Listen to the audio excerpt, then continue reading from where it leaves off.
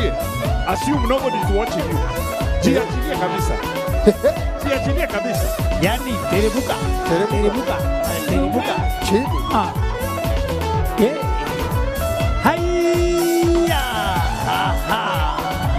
Haya. Everybody. Mikono kutoka hapa. Hivyo mbele. Haya. Kando. Hivyo. Haya. Teremuka. Chini.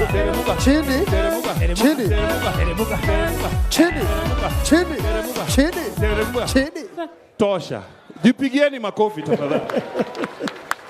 Thank you very much. Thank you for not analyzing. Thank you very much indeed. Thank you very much. A round of applause, please, to Kayamba Africa. Still stay on stage.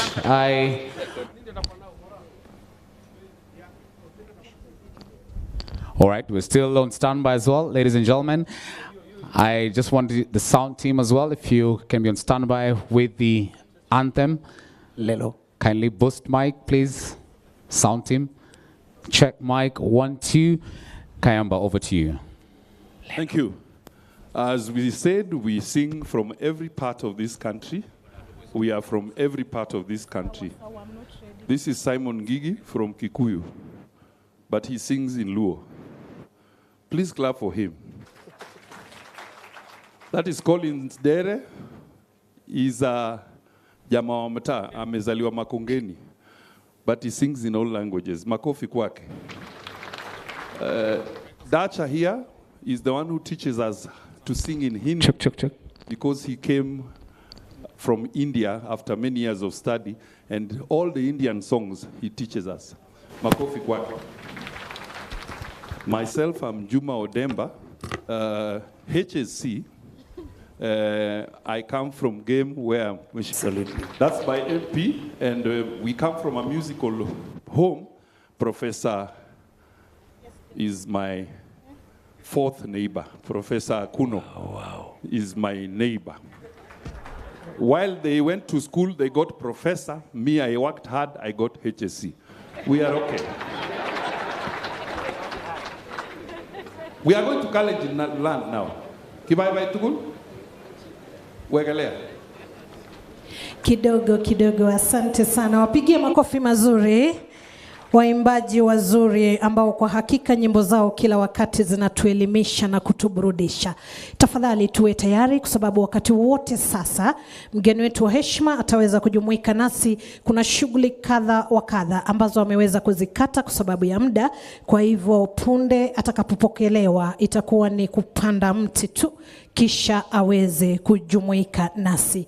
Atakapoungana nasi tutasimama sote kwa wimbo wa taifa na wimbo wa Jumuiya ya Afrika Mashariki, kisha tutakuwa na maombi ya wenzetu wa dini ya Kikristo na wenzetu wa dini ya Kiislamu. Alafu tutaingia bila kupoteza muda katika shughuli ya mazungumzo kutoka kwa viongozi wetu. Kwa hivyo tuwe tayari sana. Tafadhali kwa wale tumevalia kofia ambazo sio rasmi, hata kama ni za nembo ya kampuni, tunaomba kwa sababu ya kupeana heshima kwa ukumbi huu tuweze kuzitoa. Asanteni. Studio tafadhali. Lelo.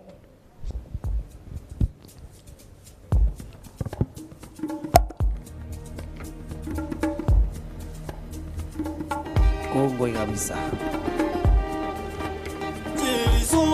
Nego negaliet enga Jesu nego negaliet enga Jesu nego negaliet enga Jesu nego negaliet enga Galiet enga Galiet enga Galiet enga Jesu nego negaliet enga Jesu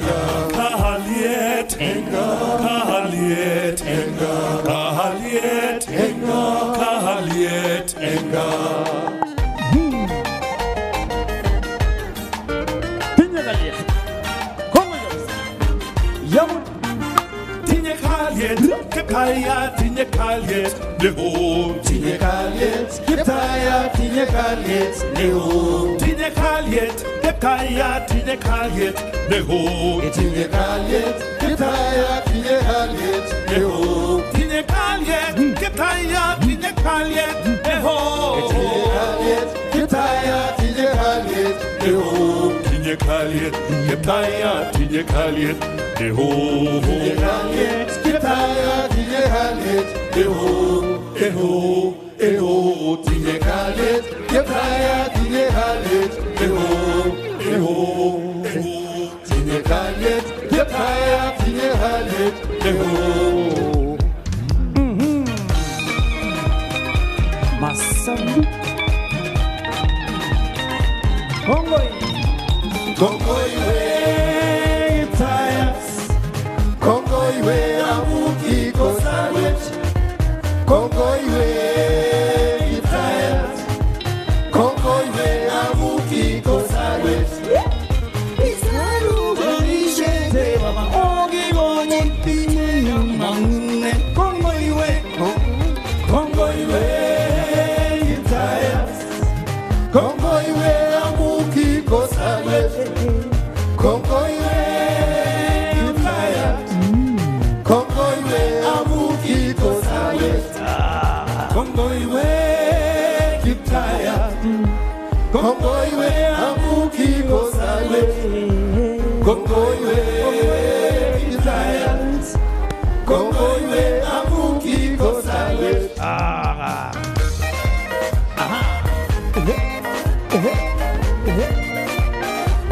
Masamu.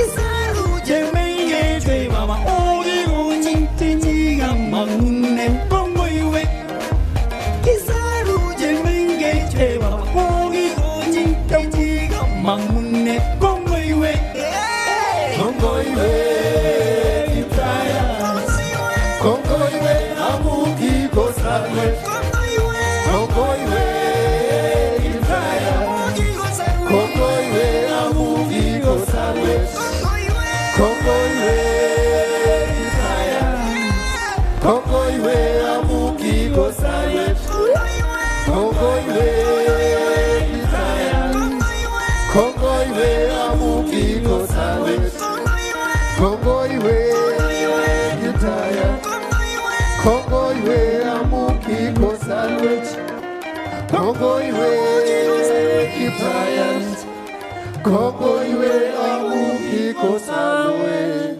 Kongoi we Kiptayas Kongoi we amuki kosawet Kongoi we Kiptayas Kongoi we amuki kosawet. Thank you. We are now going to Mheshimiwa Omara Nyazo. Yeye pia ni mtu. Shombo dehi na bukanga. Shombo dehi na bukanga.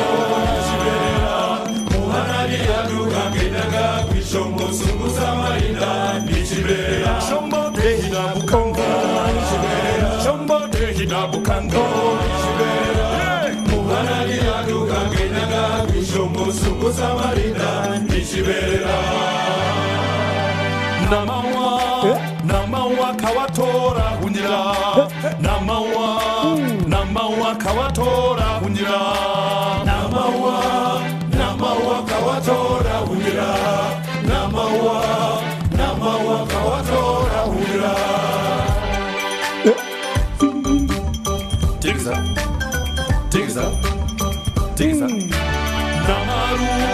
Namaru kawatora hunyira Namaru kawatora hunyira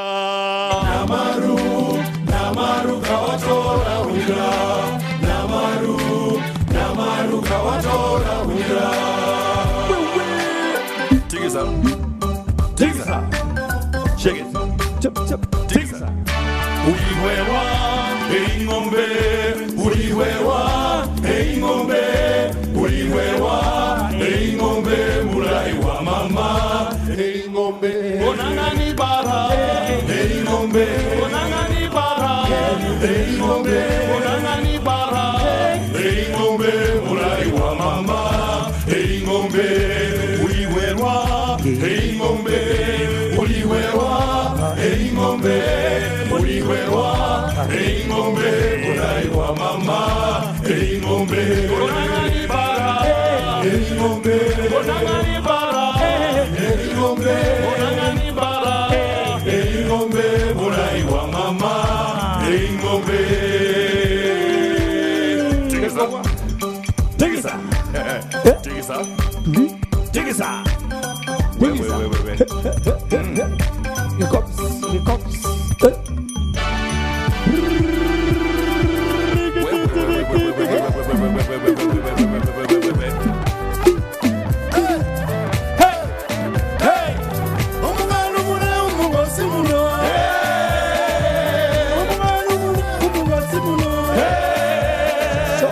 Shombo maharumuni shombo, shombo maharumuni shombo, shombo maharumuni shombo, orijinga umugongo, kiriwa umugongo,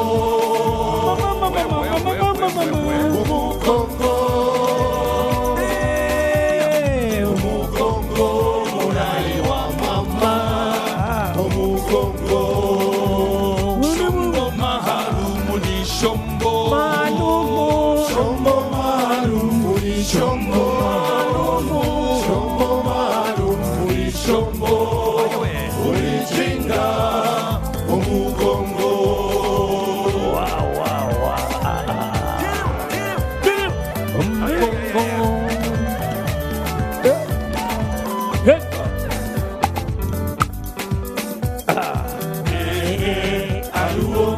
Aruo mulamu wanje ulingile ngubo nyendebo yaninje lukendo, aruo mukwera wanje ulingile eleso nyendebo yaninje lukendo, aruo inyama ya mabeka ufunika mahulu, aruo antitisila lukendo enana yanilenga, aruo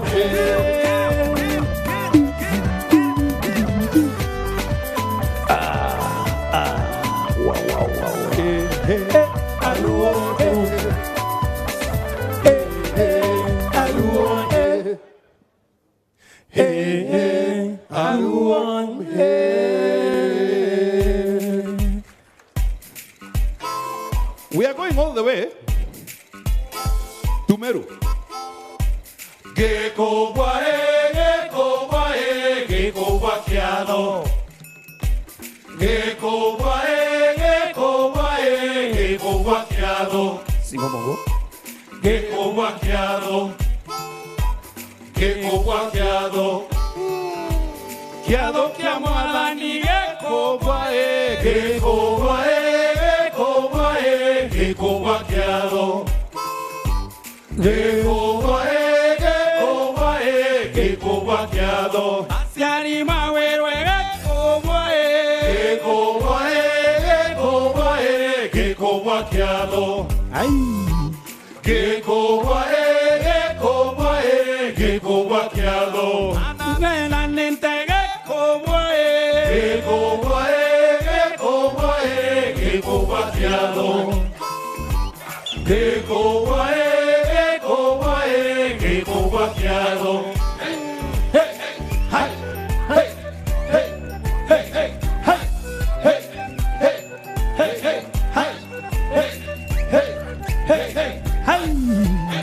hey, hey, hey, hey.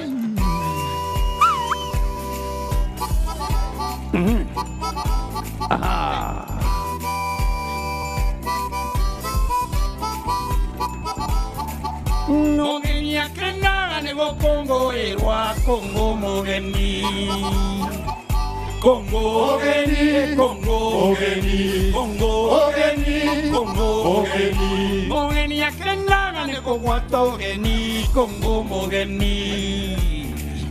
Congo, Ogeni, Congo, Ogeni, Congo, Ogeni, Congo, Ogeni. Hey, hey, hey, hey, hey, hey, hey, hey, hey, Geko wakiado, Geko wakiado, que no quiere negar Geko wakiado. Check one, two. Yeah. Geko wakiado.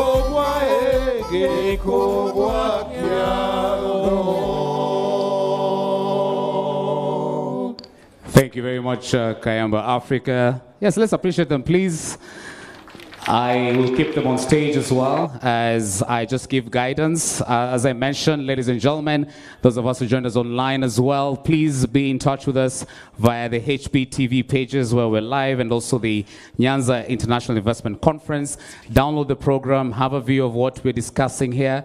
Just to announce that the parallel session on water, sanitation, irrigation, and climate action moderated by Engineer George Odede from the Lake Victoria North Water Development Works, will be taking place at this very tent from exactly 3 p.m. So that session will still be ongoing. And also we have the session on unlocking the growth potential of SMEs to be moderated by Professor Isaac Nyamongo, who's Professor of Anthropology and Deputy Vice Chancellor from Cooperative Development Research and Innovation at Cooperative University of Kenya.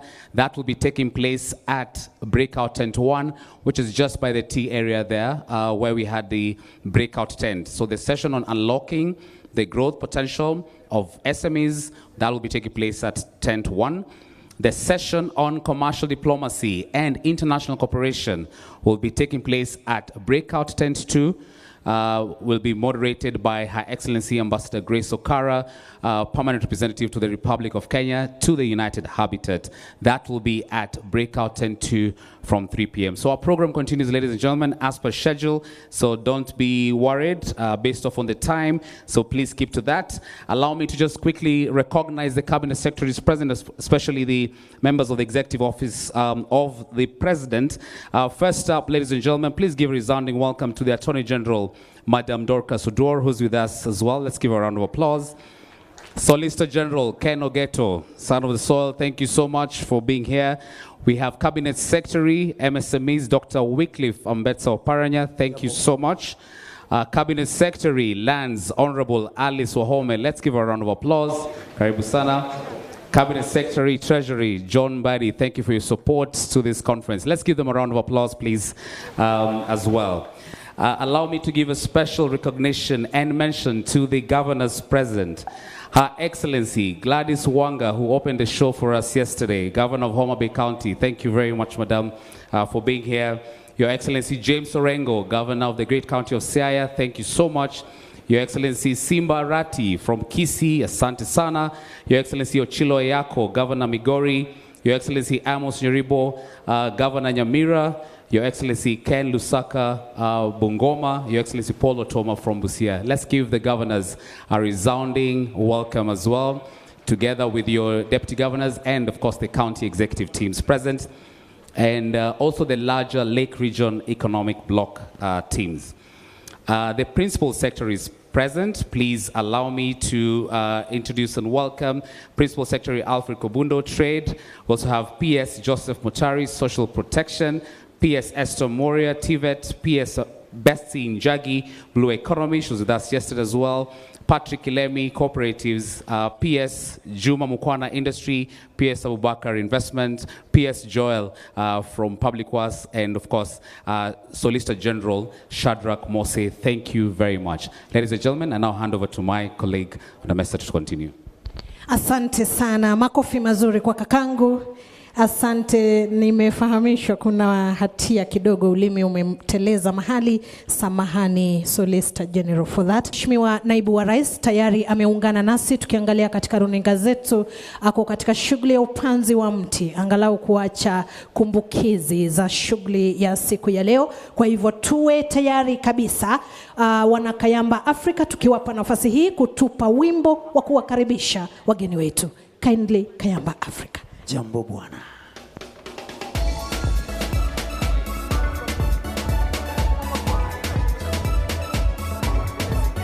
Naomba tusimame tukaribishe mgeni wetu wa heshima. Oh yeah.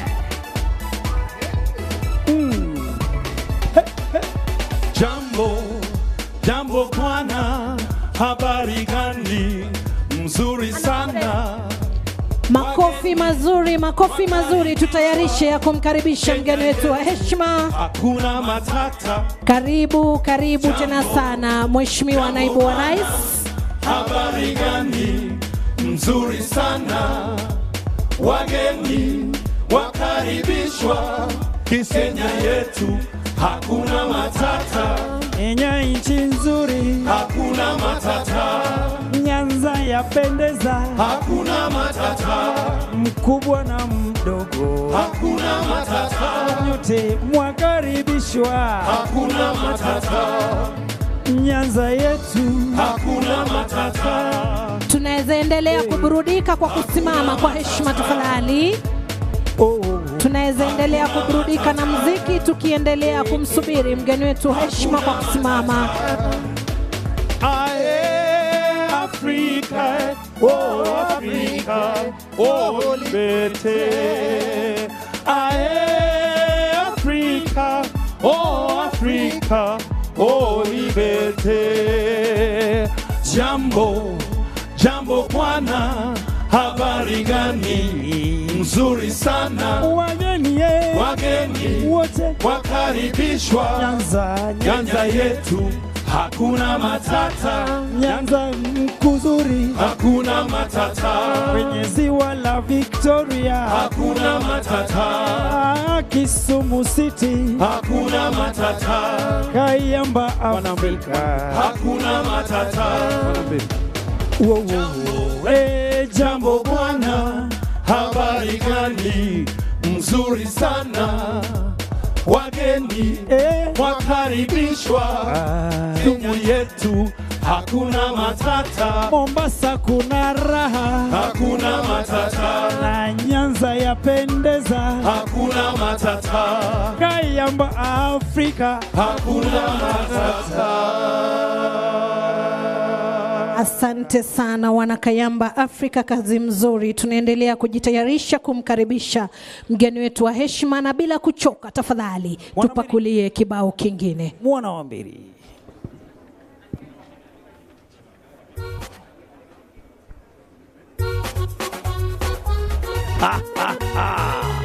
Kanyo Ero Kila mieyo mane, kila mieyo mane, wangiore kila kiwinjieyo mane, ayaye kiwinjieyo mane, wangiore kila mieyo mane, anyasaye kiwinjieyo mane, kiwinjieyo mane, anyasaye. Tafadhali tusimame sote, tusimame kwa heshima. Tafadhali tusimame sote tuweze kumkaribisha Mheshimiwa Naibu wa Rais. Kindly let's be upstanding. Wapi makofi? Tusimame tafadhali kwa heshima.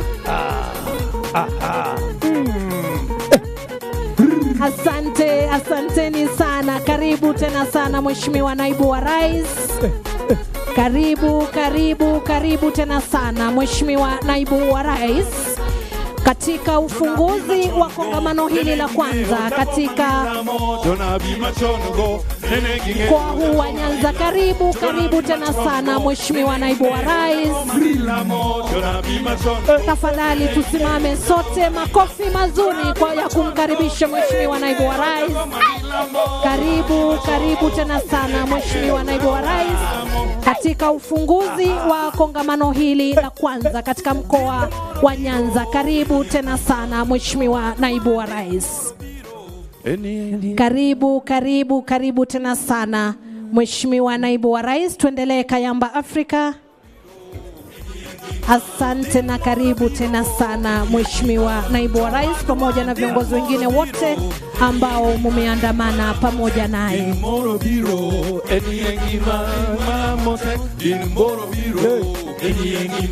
Stefano Gichelo gikite Yesu, Stefano Gichelo gikite, Gichelo gikite Yesu, Stefano Gichelo gikite.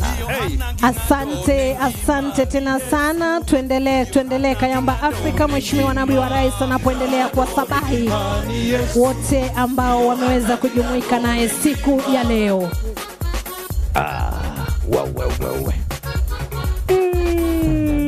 Asante sana, asante Kayamba Afrika. Tafadhali sote tusimame tuliko wima kwa sababu ya wimbo wa taifa na wimbo wa Jumuiya ya Afrika Mashariki.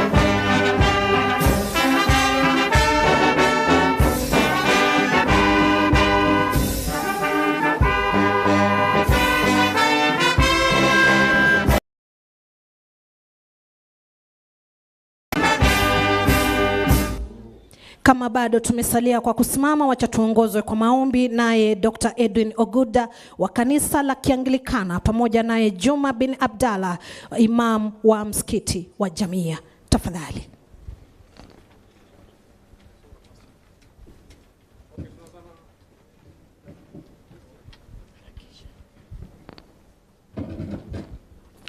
Thank you. Shall we believe and pray? Our Father, thou art in heaven, we stand in reverence before your throne of mercy. In your omnipotent presence, to solemnly thank you for your abundant grace and compassionate. We thank you that this day we have come together as a people of Nyanza, and indeed as a country, to engage on issues of development and investment. We thank you because amidst us, O Lord, you have brought our chief guests, your servant, the Deputy President of the Republic of Kenya, His Excellency Professor Abraham Kithure Kindiki, whom you have granted journey mercies, together with all our distinguished guests from national and county governments, our cabinet secretaries, our permanent secretaries, our governors, members of parliament from this region, our vice chancellors and professionals, the investors and members of the business community, our delegates and exhibitors participating in this great conference, including our two patrons, Honorable Liu Dowalo and CS Honorable Gamba, and the organizers of this conference, that, oh Lord, we uplift all of them before thy throne of grace. As the Bible says, oh Lord, that when we come together, we can discuss on issues, not only about religious issues, but also on development. May you bless this beautiful region. May you bless the human resource and the natural resources that we have.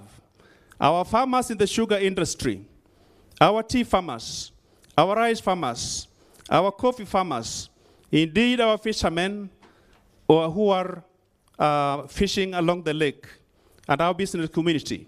We pray that those in the transport sector, including the mamambogas and border riders, we pray that our Lord, you may grant us thy grace, particularly this day.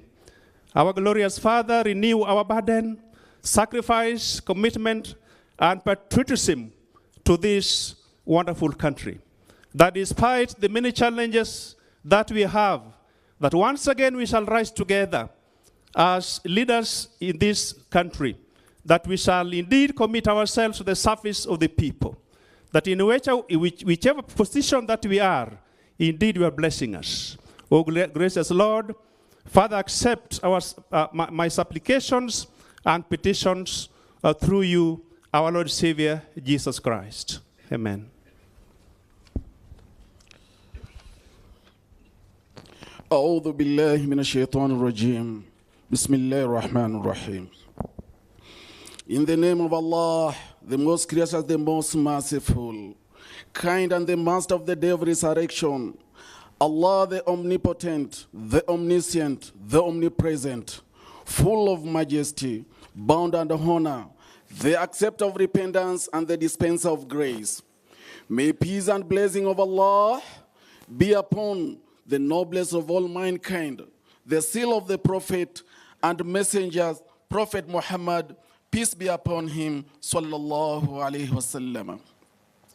O Lord of majesty and generosity, as we open this important event today, enlighten what is dark in us, strengthen what is weak in us, mend what is broken in us, heal what is sick in us, strengthen what is crooked in us, and revive whatever peace and love has died in us. O Allah, you are the provider and sustainer of all creations. Strengthen our economy. Strengthen our economy, Ya Rabbi, and make Kenya prosperous, self-sufficient, united, cohesive nation, and a hub of peace and security.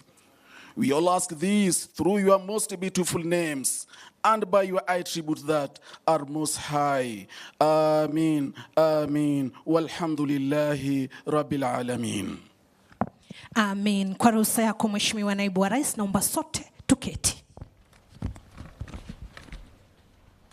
Mheshimiwa Naibu wa Rais Profesa Kithure Kindiki, mawaziri, makatibu wa mawaziri, mwanasheria mkuu na solista mkuu, naibu mkuu wa wafanyakazi katika afisi ya Rais anayesimamia masuala ya utendakazi nchini, magavana, mwenyekiti wa kongamano hili, mabalozi, wawekezaji, wafadhili na washikadau wote mliofika na mliofanikisha kongamano hili, viongozi wote kutoka tabaka mbalimbali, mkiwemo wasimamizi wa sekta tofauti tofauti.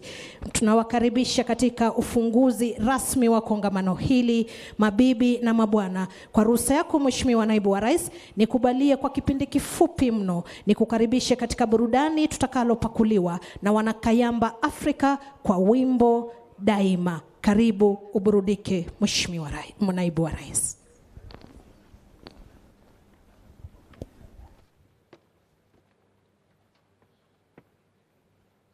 Junior.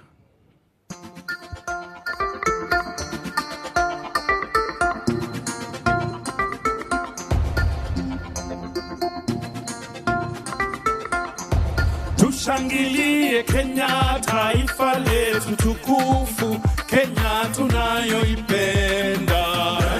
Tushangilie Kenya, taifa letu tukufu, Kenya tunayoipenda. Kenya yetu tunayoipenda.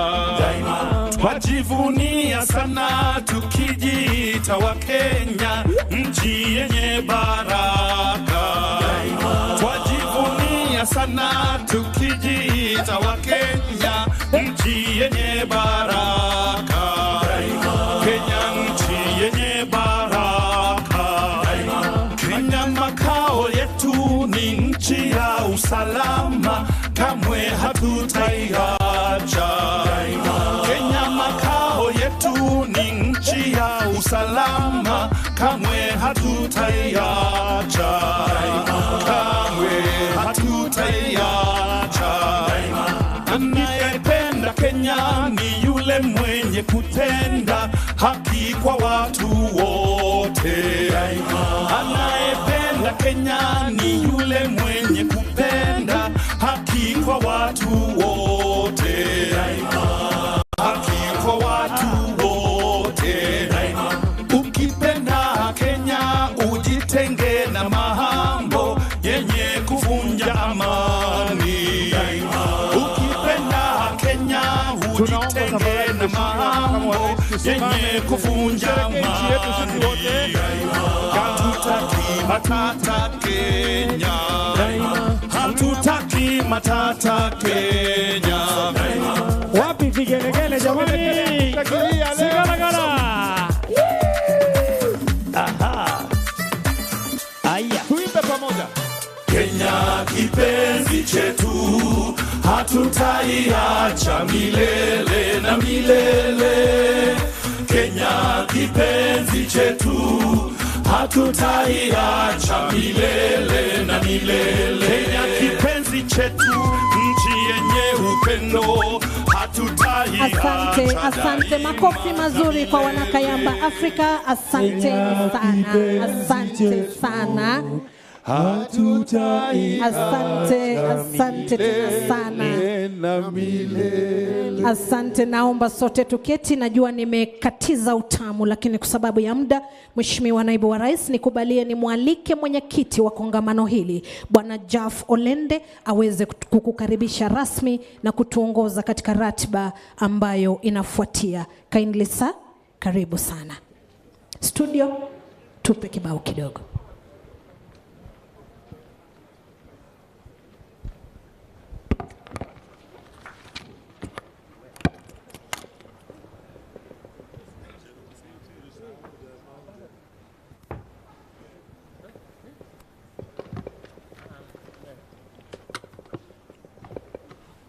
Excellency, the Deputy President of the Republic of Kenya, Professor Kithure Kindiki, Cabinet Secretaries, Honorable Governors, Principal Secretaries, members of the Diplomatic Corps, distinguished guests, ladies and gentlemen, as you've been told, my name is Jaf Olende.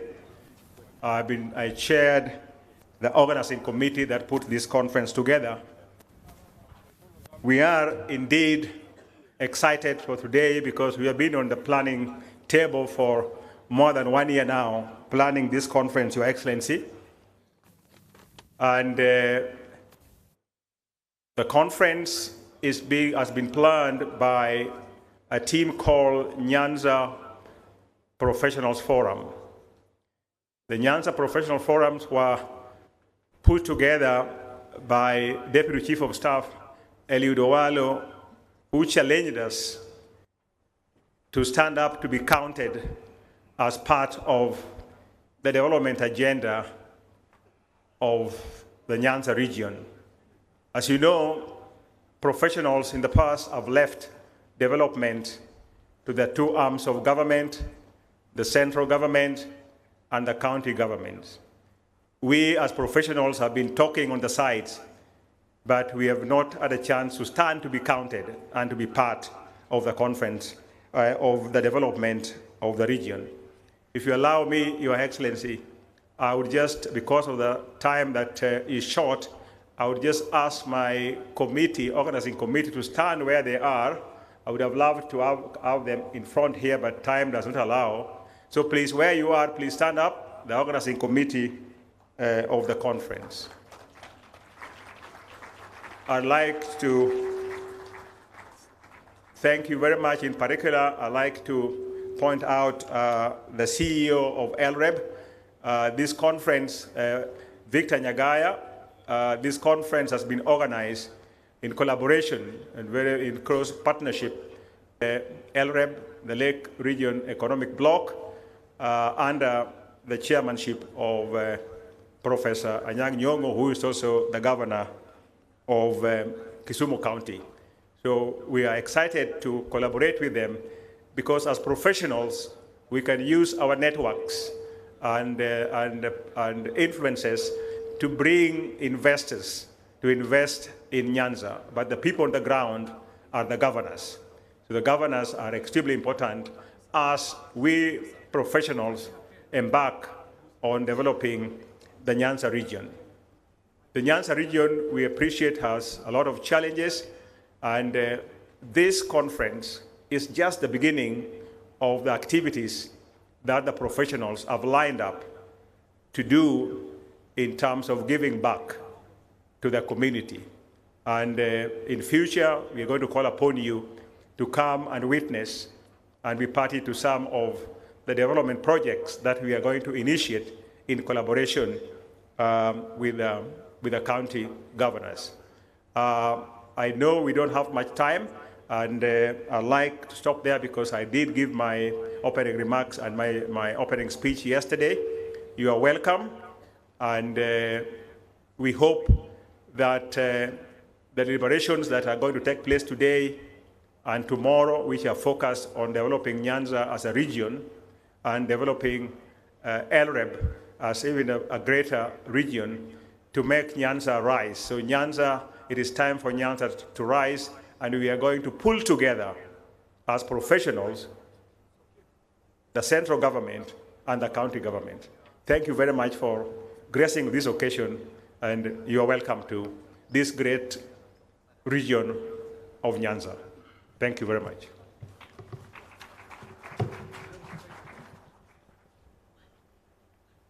Allow me, Your Excellency, to invite our patron who put us together to think of giving back to the community, the Deputy Chief of Staff, Mr. Eliud Owalo.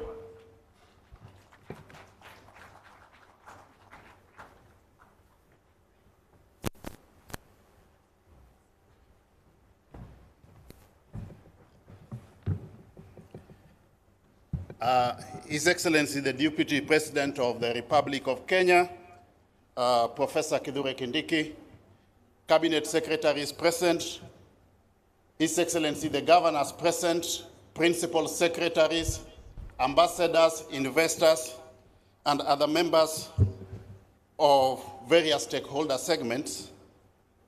Allow me to ride on the protocols that have so far been established. But give me 1 minute just to recognize the ambassadors who are here, led by the Dean of the Diplomatic Corps. Please just stand up from where you are. The Dean of the Diplomatic Corps, please, and the ambassadors, I can see Ambassador Groth there of Germany, and several other ambassadors present. Allow me also to recognize the partners, the sponsors of this conference, without whom it would not have been easy to put this together, led by KCB. Just stand from wherever you are. The sponsors, we have got the Managing Director, Anastasia Kimutai there, and several other partners. Yeah? Please, thank you very much. Your Excellency, the Deputy President of the Republic of Kenya, it is both an honor and a privilege to stand before you today at this inaugural Nyanza International Investment Conference 2025, here in the heart of Kisumu. As we gather here today, ladies and gentlemen, we are not just participants in this forum, but we are architects of the new future for Nyanza, for Kenya, and indeed for the African continent. Nyanza is a region blessed with abundant natural resources, Your Excellency, vibrant cultures, and a resilient people, but has long been placed of untapped potential. For decades, this region has been sidelined, left behind in the shadows of political exclusion and economic neglect. This is what the fifth administration, under the tutelage of His Excellency President Dr. William Samoei Ruto and ably assisted by Professor Kindiki, have set out to reverse. However, today, we stand at the precipice of a new dawn, a moment in time where the winds of change are blowing through Nyanza, ready to propel it to the greatness it so rightly deserves. It is indeed true, ladies and gentlemen, that we have a problem. Nyanza, we have a problem that has lingered for far too long. For over 60 years, we have been talking about what is wrong with this region, talking about what we plan to do and how we will do it and when we will do it. And yet, here we are, 61 years after independence, where nearly half of our people still live in abject poverty, struggling to meet food and other most basic needs. Allow me, Your Excellency, with your permission, to enumerate just but a few of those challenges. One of the most fundamental concerns that we have here is youth unemployment. Youth, as we all know, are the backbone of any society, and they represent the future of this region. But how can we expect them to thrive when the opportunities to develop their potential are so scarce? When we look at the youth in our towns, the villages, and the cities, we see brilliant minds, energetic hands, and hopeful hearts, but they are often left idle, unfortunately, without adequate access to employment, skills development, or investment in business ventures, and yet their talents remain untapped. Today, ladies and gentlemen, 61 years after independence, it is regrettable that 40% of the population in Nyanza lives in abject poverty, unable to meet even the most basic food needs. This is not just a statistic. It is the reality that we must change working together. We must not allow another generation to be left behind. The poverty levels are stark reminder of how much we still need to do and how much potential lies within our reach if we can leverage the resources and opportunities within our disposal. The region's economic contribution paints a grim picture, ladies and gentlemen. Imagine that Nyanza counties, all put together, contribute just 9.3% to Kenya's manufacturing sector. Compare and contrast that with Nairobi County, which accounts for 27.5% contribution to our GDP. On average, in the 6 counties of Nyanza, agriculture is at 3.3% compared to other areas whose contribution is 7.6%. These numbers, ladies and gentlemen, are more than just statistics. They represent the lives, they represent the potential untapped, and they represent the future delayed. These disparities, good people, extend beyond economics. Nyanza has the highest under 5 mortality rate in the country, at the threshold of 54 deaths per 1,000 live births, compared to the national average of 41 deaths per 1,000 live births. According to the Demographic and Health Survey Report 2022, Migori has the highest 73 deaths per 1,000 live births, CIALA 63 deaths, and Homa Bay 61 deaths. Health infrastructure, again, unwarrantably, in Nyanza is woefully inadequate. Kiambu alone boasts 13 level 4 hospitals, while the entire 6 counties of Nyanza have 5. The average life expectancy of Nyanza is 58 years, compared to the national average of 67. The implication of this, ladies and gentlemen, is that if you are from Nyanza here and you are more than 58 years, you are living on borrowed time. These are statistics from the Kenya National Bureau of Statistics. Water access is another glaring challenge. While 22.7% of households in Nairobi have piped water to the main house, in Nyamira and Kisii, it is a mere 0.9% and 1.01% respectively. These are not just figures on a report. They are the daily struggles of our people. And yet we have Lake Victoria, Africa's largest lake and the world's second largest freshwater lake. It remains an underutilized resource that could revolutionize the region's economy. How I wish we joined hands so that we can attain full capacity utilization or optimal capacity utilization of Lake Victoria.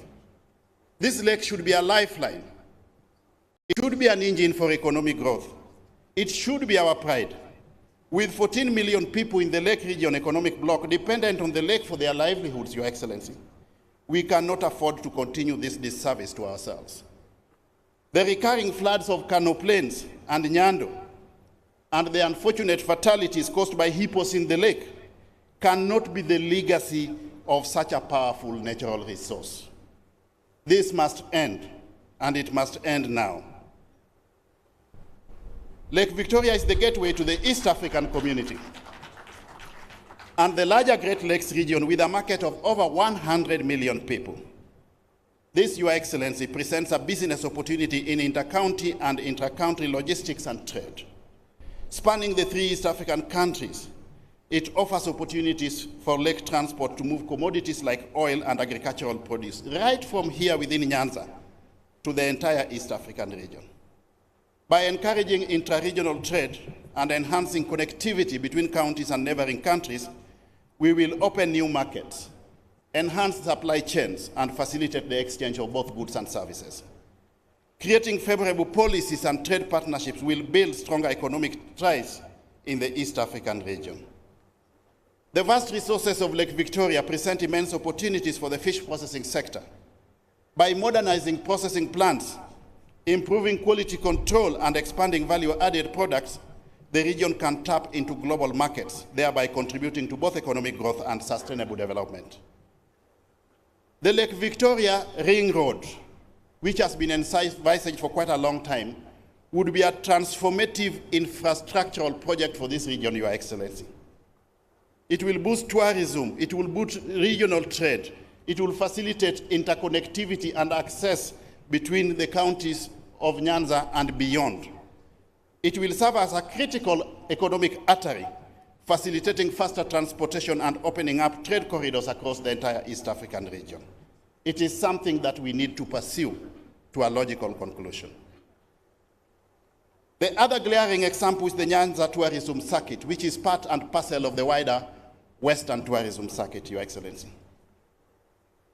It offers a rich tapestry of cultural, historical, and natural attractions. This circuit, Your Excellency, encompasses several counties, including Kisumu, Homa Bay, Siaya, Migori, Kisii, Nyamira, each contributing unique experiences for travelers. Some of the key attractions within the circuit are the KISUMU Museum, the Impala Sanctuary, the Hippo Point, the Tabaka Soapstone Carvings, the Kisii Highlands, the Kitmikai, Nyamira Tea Zones, Ekenyoro Cultural Sites, and Ruma National Park, just to mention but a few. The Ministry of Tourism, Your Excellency, you are aware, has put in place plans to facilitate integration of this circuit with major tourist destinations such as the Masai Mara. And this is a step in the right direction, being spearheaded by the 5th administration under the leadership of President William Ruto. For decades, our fate has been dictated by the politics of the day in this region. Our fortunes have risen and fallen at the whim of political shifts and turns, innuendos, if I may call it, instead of being built on the solid foundation of economic progress driven by solid investments on the ground. But let me say here today, our story does not have to continue like this. The prosperity of Nyanza must be defined by economics, not only politics.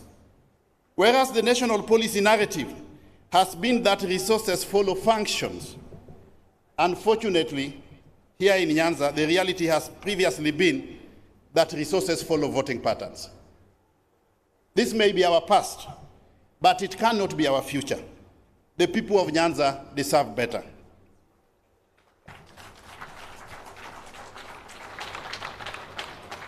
Your Excellency, your presence at this investment conference, representing His Excellency the President himself, who ought to have been the chief guest here,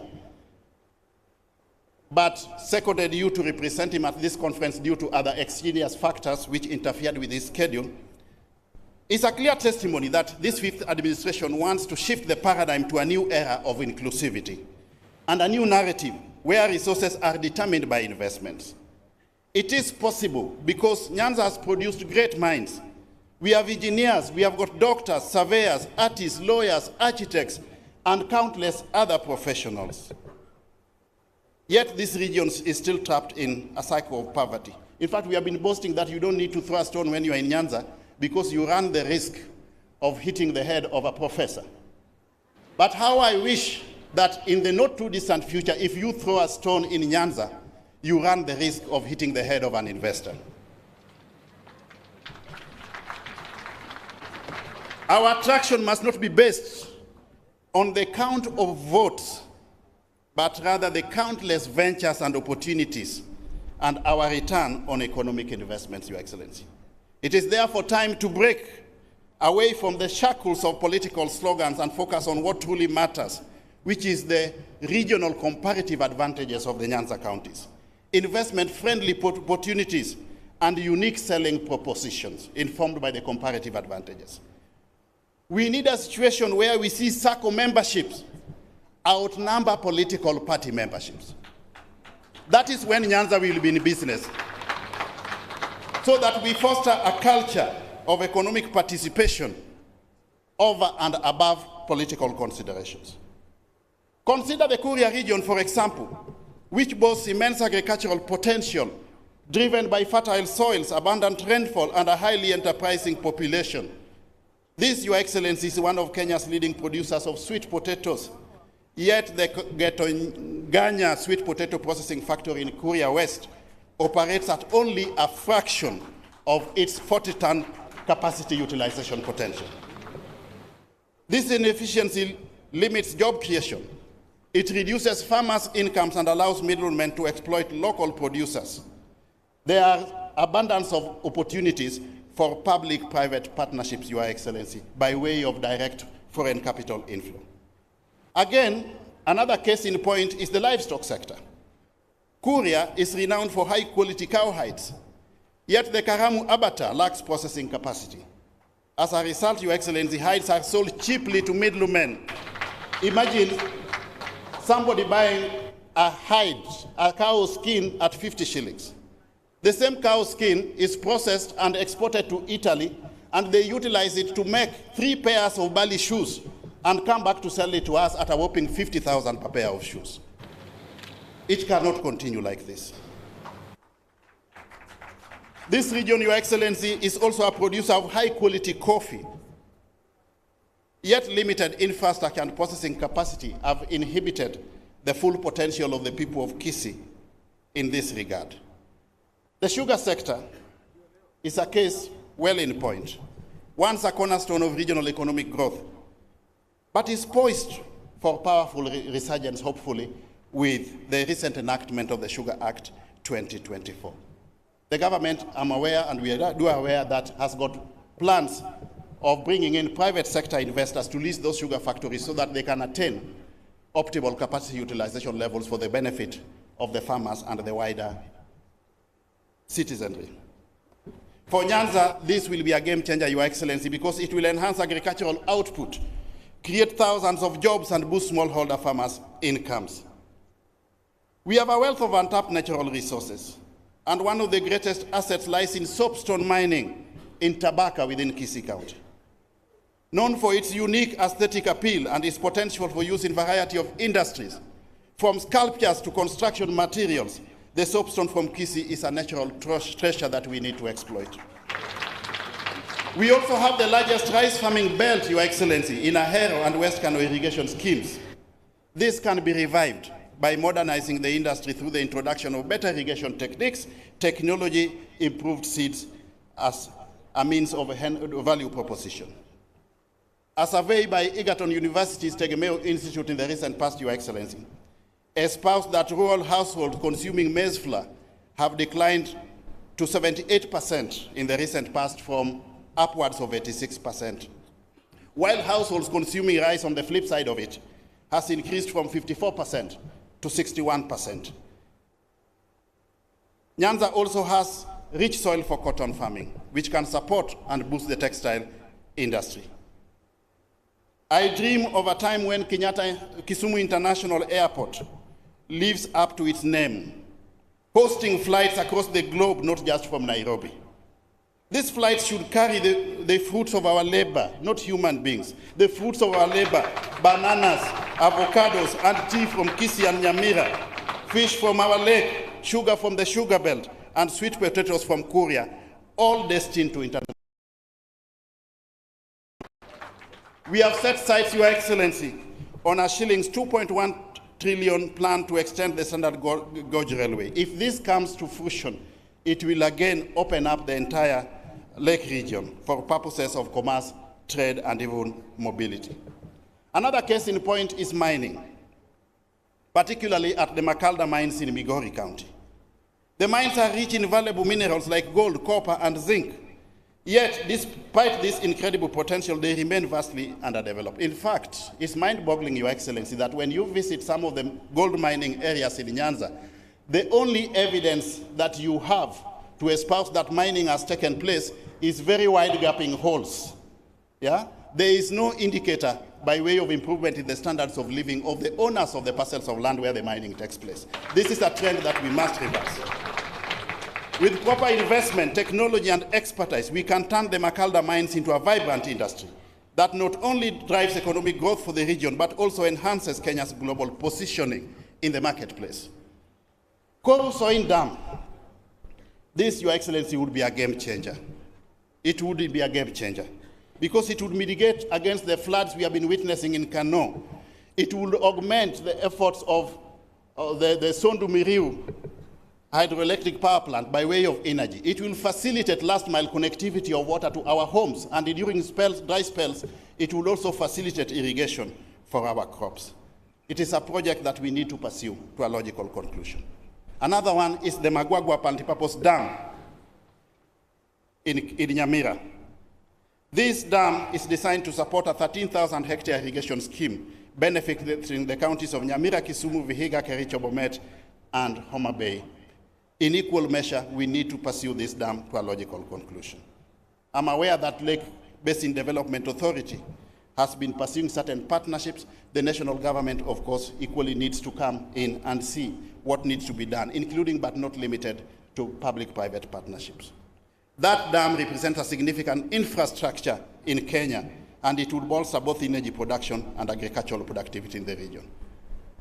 I want there, as I summarize, to call all of us to action, ladies and gentlemen. The time to act is now. The challenges are real, but the opportunities are endless. Nyanza's growth and prosperity are within our reach, but it requires bold action, investment, and collaboration. And that's why we are reaching out to all stakeholders, including but not limited to private sector investors. I stand before you here today to call on all stakeholders, the national government, the county government, investors, the diaspora, professionals, development partners, name it, to join hands with us as a people of Nyanza and transform Nyanza into an economic powerhouse. This transformation, Your Excellency, will require investment in infrastructure, especially in the transportation and energy sectors. It will require skills development programs for our youth to prepare them for the job market of tomorrow. Public-private partnerships that foster collaboration between government, the private sector, and international donors, and support for local entrepreneurs in sectors such as agriculture, mining, and manufacturing. The promise of this region is immense, and it is within our power to realize it. The time for talking is over. Now is the time for action. Together we can unlock the potential of Nyanza and transform it into a thriving, prosperous region that contributes meaningfully to the economy of Kenya. With vision, determination, and strategic partnerships, we can shift from an economy of dependency to an economy of innovation and sustainable self-sufficiency. But none of this is possible without your support, good people. It is you, our investors, the donors, the partners, the professionals within our midst here, who hold the key to unlocking Nyanza's full potential. We cannot leave everything in the hands of the national and county governments. We must come in as agents of necessity to also augment their efforts. This conference, therefore, Your Excellency, is not just a gathering of ideas. In my view, and well-considered opinion, it is a birthplace of action. What we do today together will shape the future of generations to come. The investments that we make, the partnerships that we form, will not only yield financial returns, but they will also be a testimony of our belief in the people of Nyanza and the boundless opportunities in this region as a whole. We are not waiting for change. We are creating that change ourselves. We are embracing Nyanza's potential, breaking free from the chains of our past and reaching for the stars in the future. We, the people of Nyanza, are asking you all to work with us. In return, I promise one thing, that your investment will not just be measured by profits alone. It will be measured in the stories of young entrepreneurs, of farmers whose lives are transformed, of communities empowered, of infrastructure that drives growth, and of a region that rises to meet the challenges and opportunities of the 21st century. And I see a future, Your Excellency, where no young child in Nyanza struggles to survive childhood. This is our opportunity. The challenges are clear, but so are the opportunities. We have the resources, we have the people, and most importantly, we have the will to change. It's time to transform Nyanza. This will require transformational leadership, and it will require the input of all of us. The future of Nyanza starts today. The time for action is now. Yes, we can do it, and it must be done. Thank you very much.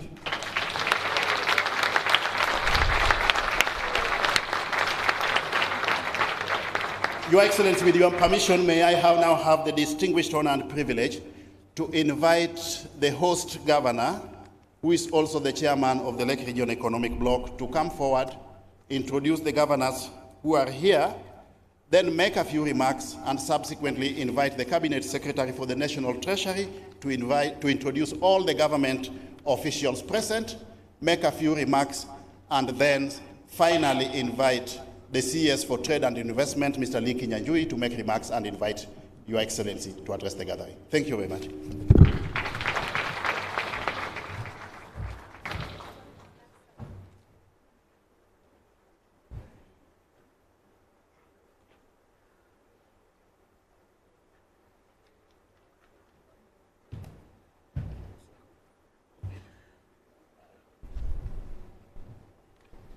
Your Excellency, the Vice President, my dear friend and colleague, Professor Kithure Kindiki, the governors, my fellow governors who are here,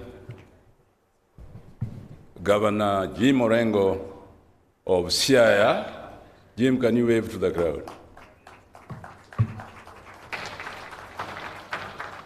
Governor Arati from Kisii. Governor Wanga Gladys from Homa Bay, and Governor Ochila Yako from Migori, Governor Ken Lusaka from Bungoma, and Governor Nyaribo from Nyamira. As you can see, the shakers and movers of change in this part of the world are these governors. Karl Marx once said that philosophers have described the world in various ways. The point, however, is to change it. Therefore, as I welcome my colleagues, the cabinet secretaries who are here, principal secretaries present, invited guests, ambassadors, and conference attendees, I am going to address you on behalf, first, of the chairman of the Council of Governors, Governor Abdullahi of Wajir, who is not here today, representing the whole of the COG, and my colleague governors who are here today.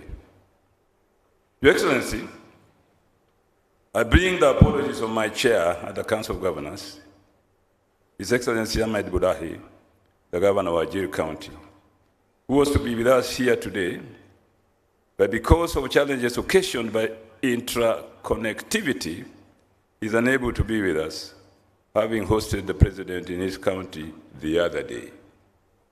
Your Excellency, this brings to the fore the need to enhance the capacity of our airports to international standards so that as a country, we can be properly connected. I will be sharing his thoughts with this congregation as I make my remarks on his behalf.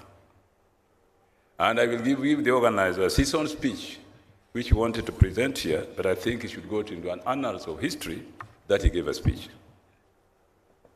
I feel privileged, therefore, to address you on this important day of this great LREB Nyanza International Investment Conference, coming just 2 months after we hosted the 4th African Sub-Sovereign Governments Network Conference here in KISUMU, in collaboration with the African Export-Import Bank, Afri-Exim Bank, and the United Cities and Local Governments of Africa, USC of Africa, which resulted in investment deals worth $1.7 billion being signed. I am happy to report that KISUMU was not left behind and signed a $40 million financing for the construction of a pharmaceutical factory. My colleague governors from the region were here, and since then they have developed rapport and relationship with Afri-Exim Bank to look into investments in the Nyanza region as a whole. Very excited, Your Excellency, because these important conferences, including this, are important for the economic growth of the region. We show KISUMU as a choice destination for international trade and investment conferencing as the headquarters of the Lake Region Economic Bloc. And we show the Lake Region Economic Bloc as an important market and investment opportunity for investors. On behalf of the county government of KISUMU and the LREB community, I would like to thank the organizers, our professionals from the Lake region for this vision and for choosing KISUMU as the host of this first conference organized by professionals. Ladies and gentlemen, I stand before you wearing 2 hats. As governor of KISUMU, the conference that hosts, and the chairman of the Lake Region Economic Bloc. Yesterday, I had the opportunity to welcome us all to KISUMU as the host. Today, it is my pleasure to don my LREB chair hat and to address this gathering on behalf of my colleagues at the LREB Summit. With great hope and optimism, we have all gathered in this lake city of KISUMU today to redeem this region, transform its thinking, and reclaim its lost glory. Napoleon Hill, a famous American writer, in one of his great books stated thus: "That which the mind of man can conceive and believe, it can be achieved." I do believe that what we have been doing here in the Lake Region Economic Bloc as governors is transform what we conceive and believe to achieve development in our region. For over 61 years, this nation, and particularly LREP, Nyanza Bloc, has conceived great ideas and economic recovery strategies to catapult this great nation to the next level. We have believed quite rightly that these ideas can only be best harnessed and realized through a cohesive and unified political and collective leadership. From yesterday through today and tomorrow, we are gathered here as leaders and potential investors, partners, and people from all walks of life to explore the bloc's tipping points for the new investment opportunities available. Generally, the regional bloc boasts of a business-enabling environment that portends minimal risks to investors, courtesy of the able county governments and the Lake Region Economic Bloc. It is a leading financial hub with a range of qualified investment managers, from small niche investment firms through to the national headquarters, where several of the world's practicing wealth management firms reside. With its position, its population of 14 million people, the bloc accounts for 40% of the Kenyan population, contributing almost 50% of the Kenyan economy, forming a formidable market for investments. The overall objective of the bloc is to leverage economies of scale and shared resources in order to grow the economy of the region and improve the livelihood of the people. To this end, we have policies and programs aimed at widening and enhancing cooperation among the member counties in economic and social development, such as agriculture, health, education, transport, and energy supply. It is therefore envisioned that this conference will unlock by stimulating investment growth across the counties in the Lake Region Economic Bloc, by bolstering economic independence, and by seizing the proposals and ideas that have been emerging in the county and making them a reality. The key development opportunities for the bloc lie in the currently unexploited expanse of the region's natural resources. There are very well-known gold deposits in Kakamega, Siaya, and Migori, as has been mentioned, that need to be fully harnessed for both job and wealth creation.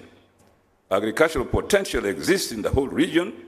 Migori County has a greater potential in building on sugarcane and tobacco farming, as well as fishing along the Lake Victoria coastline. Kisumu and Homa Bay counties have potential for rice and cotton farming, as well as the cultivation of sorghum and sugarcane. Most of these projects form the traditional mainstay of the bloc's economy and need to be sustainably harnessed for the good of our people. Indeed, we have gone further and recognized energy and the insufficient supply of energy as one of the weakest links between this economy and the international economy. And we believe that if the national government can take steps to make sure that energy supply and production in this region is adequate, I assure you that this will help in promoting development in the area. As we have pointed out in our LREB blueprint, the natural resources of the region can also be tapped in the area of energy generation. Rivers in the region offer opportunities for the development of hydroelectric power in Sondu Miriu, in Kisumu, and Nyamira counties. Further exploration in this regard also needs to be done other rivers, such as River Kuja and River Awach. By the way, you must know that Sondu Miriu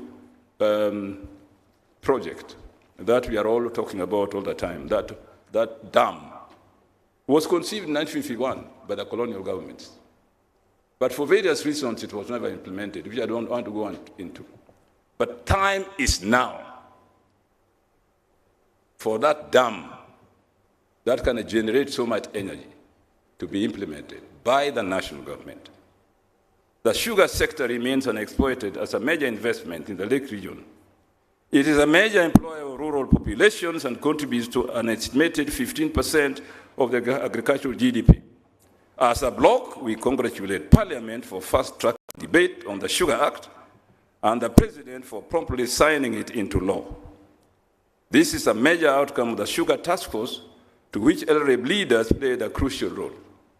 Approximately 250,000 small-scale farmers, predominantly from Lake region, operate in the sugar industry and supply over 92% of the cane milled by sugar processing companies. This underscores the importance of this sector to the region's economy. Further, Mr. Deputy President, the industry directly and indirectly employs approximately 6 million Kenyans. The sugarcane industry has additional economic impact due to its contribution to Kenya's foreign exchange through exports, such as providing inputs into other industries. The bloc envisages programs focusing mainly on enhancing job creation for youth and women, improving food and nutrition security, improving policy frameworks, and creating an enabling business environment. These projects were anchored on Kenya's Vision 30 and the Big Four agenda, and were meant to help LREB achieve its economic blueprint, broad agenda. The blue economy, ladies and gentlemen, has a great potential to contribute to a higher and faster GDP. To benefit fully from this subsector, we need innovation and growth in the marine and maritime sector. The opening of the shipyard at the KISUMU port is aimed at boosting the blue economy opportunities. Therefore, we thank the government very well and the shipyard company for initiating these making of fiberglass boats at our port here in Kisumu. The shipyard has overseen the design and building of MV Uhuru 2, which is ferrying goods to Port Bell in Uganda, and the rehabilitation of MV Uhuru 1, which is doing the same. We must invest in modern ship and boat building, which includes replacing the old-fashioned wooden boats with safer fiberglass boats. This is another impactful opportunity to invest in. So far, a number of the lake riparian counties have partnered with the Kenya shipyard to sensitize the lake operators on the benefits and need for this new boat building technology. At LREB, we have unfulfilled dream to establish a regional bank. It is a dream we must not let die. When Governor Oporanya was chairman of the Lake Region Economic Bloc, I remember him and I went to the Treasury to try and establish this bank, and we have the money, but the government treasury, a bank created and organized by the Lake Region Economic Bloc. I think now, Mr. Vice President, that issue can be revisited. I appeal to especially because of Pranya is now in government, together with other colleagues. I appeal to LREB members to ensure this project becomes a reality, even as we work to settle legal and legislative hurdles around it. Equally, we invite investors to buy into this dream. Another area ripe for investment is aquaculture, and much has been said about it in this conference. I will not repeat. Already we are witnessing a remarkable increase in cage fishing around the lake, especially in Homa Bay, Busia, Migori, Siaya, and Kisumu counties. This must be expanded to cover more areas. Opportunities exist in the block to unlock to the full potential of Western Kenya tourism circuit. That too has been discussed at this conference, and I hope the proposals made will be implemented. Investors keen on areas of nature and wildlife tourism, agro-tourism, water sports, and so on. This region offers tremendous opportunity for that. Finally, Mr. Speaker, Mr. Deputy President, I was in Parliament for so long that sometimes I forget. Finally, Mr. Deputy President, Nyanza in general and the LREB region, we need to do two things. Identify all the key economic opportunities within the LREB, for it is only through this that the bloc shall unlock sectors with growth potential and untapped resources. Two, explore and come up with viable strategies for pooling resources and expertise among counties to attract investment, foster entrepreneurship, and stimulate economic development. Three, evaluate the regulatory framework and policy environment to identify areas for improvement and reforms that can facilitate investment and economic growth. Four, examine initiatives to enhance skills and capacities and capabilities of the local workforce to meet the demands of emerging industries and attract investment. Fifth and finally, explore ways to attract domestic and foreign investment into the region by highlighting its unique selling points, investment incentives, and investment-friendly policies, which has been the purpose of this conference. And I thank the professionals for having initiated this discussion through the good offices of Bwana Owalu. Thank you very much, fellow colleagues. And I'd now like to invite the minister or the cabinet secretary to come and invite the... Who? Oh, yes, sorry, Mbadi. There were so many, I didn't know which one. But anyway. My colleague Mbadi, we were in Parliament together. I can't forget you. Thank you. Karibu. Thank you. You know, I was saying when the professor talked of Mr. Speaker, we should understand him because he was in Parliament for 25 years. So the mind is conditioned to always addressing Mr. Speaker. Your Excellency, the Deputy President, allow me to do the following. Number one, I would want to recognize some of the leaders who are present here because I've been informed that we have no more than 30 minutes left for our guest of honor to depart to another very important function. So amidst us, we have members of county assemblies. Could we see by rising the members of county assemblies present in this forum? MCS, it appears we don't have any, but speakers of county assemblies, at least I spotted one in the morning. Maybe they're somewhere else. Then allow me now to introduce members of the National Assembly present, MPs from the National Assembly. Yeah, we have Honorable Kitayama, the MP for Kuria East. We have Rene Mayaka, nominated Member of Parliament. We have Honorable Nyikal, James Nyikal, the MP for Seme, is also the chairman of Dual. Dual is a very familiar name in this region. We have Honorable Aduma Uwor, the great MP for Nyakach. We have Honorable Elisha Odhiambo from GEM or GEM, depending on your accent. I think those are the members of the National Assembly. Do we have any member of the Senate? None present. Your Excellency, allow me to introduce two members of the President's Council of Economic Advisors who are present with us here. We have Professor Vincent Machuki. These are people who help in critiquing my work. The Honorable, who we were also with in the same campus, Honorable Moses Kiari Kuria. Thank you very much. Your Excellency, allow me then to introduce now the principal secretaries. And the principal secretaries, we have Susan Mangeni, is there. We have Alfred Kombudo, who is from this area, in charge of trade. We have Dr. Juma Muhwana, in charge of industry. Thank you very much.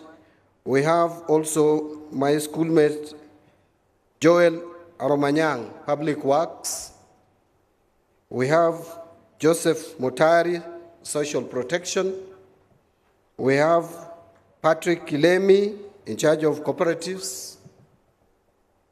Kilemi, yeah, he has stepped out. We have Abubakar Hassan, in charge of investments. We have Betsy Njagi, in charge of blue economy. We have Dr. Esther Moria, in charge of TVETs. And finally, we have, well, not very finally, second last, John Ololotua, in charge of tourism. And finally, we have the Honorable Shadrach Mose, Solicitor General. Thank you very much. Could we clap for them? Tafadhali. Your Excellency, I know we have agreed with you to give, we have between us, cabinet colleagues, not more than 10 minutes to share. And I will introduce you all, then I will call two also, just to say a word. And I'll start with the Honorable Alfred Mutua, who is in charge of labor and human capital. Just wave to the crowd. The Honorable Lee Kinjanjui, we call him MITI, one in charge of investment, trade, and industry. The Honorable, who was also the co-patron, the Honorable Migos Ogamba, in charge of education. We have the Honorable James Opio Wandai, the CS for petroleum and energy. The Honorable Dorcas Agiko Duor, who is also our Attorney General. The Honorable FCPA Wycliffe Ambetsa Oparanya, who is in charge of cooperatives, MSMEs. And of course, we have the Honorable Alice Wahome, the one in charge of lands, public works, housing, and urban development. So let me just call three or so, CSS, maybe four. I'll start with Alice Wahome. Just come and say hi, the crowd. And you strictly have 1.5 minutes.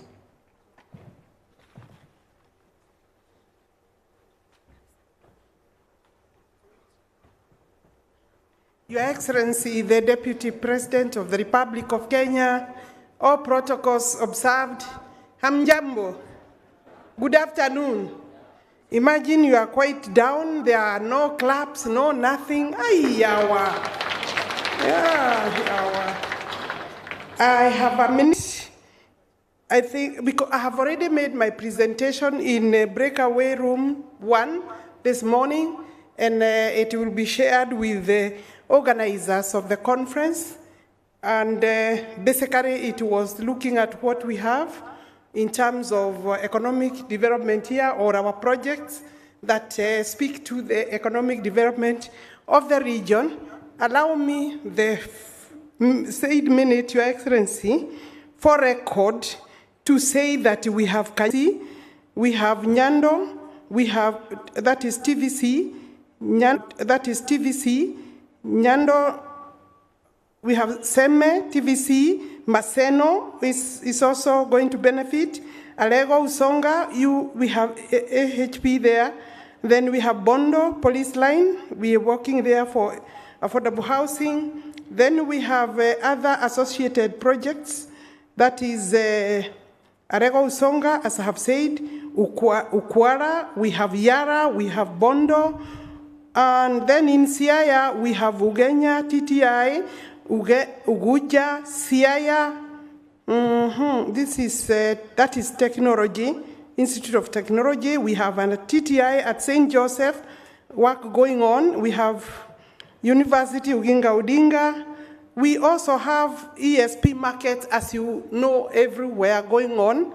And I confirm that even those that you have not seen coming up, mostly maybe it is just a slight delay in procurement, and we are rounding up all our procurement, and we'll be on the ground soon. And I'm sure Governor, Her Excellency, Homa Bay Governor, is a good witness of the work we are doing. Thank you very much. You will see me often on the ground or in the ground listening to what you are saying. I like the political environment obtaining currently. Thank you. So we should take that as an opportunity for development. Thank you very much. I indulge Alice Wahome because she had a lot to tell us. Let me give another minute to Honorable James Opio Wandai.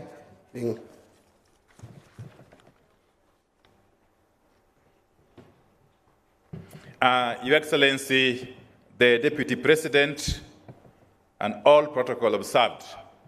Mine will be very simple. And we are all aware that for investment to happen, for investors to come calling, we need adequate, reliable, sustainable supply of energy. And that is the role that has been bestowed on me to the President.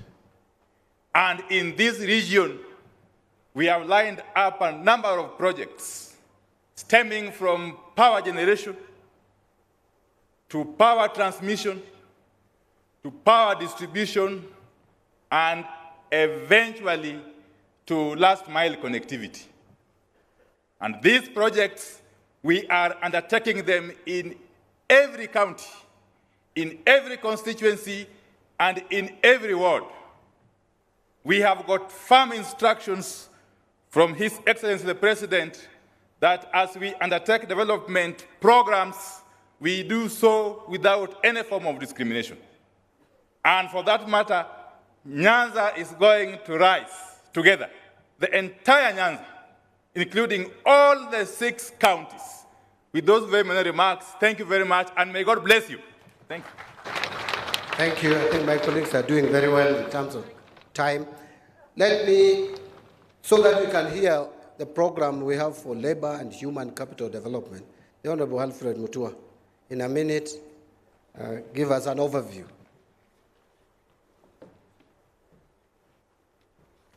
Your Excellency, Deputy President, all protocols observed. I want to congratulate the planners of this investment forum because it's very good. Because when you get investment, you get industrialization. Industrialization means jobs. When you expand other people's money coming here, it means employment. In the labor sector, we're doing very well. With Kazi Kwa ground, with what Alice Wahome is doing and the construction that is going on. With Kazi Kwa Mtandao, online jobs are there. I encourage you to encourage all young people to go online and make money.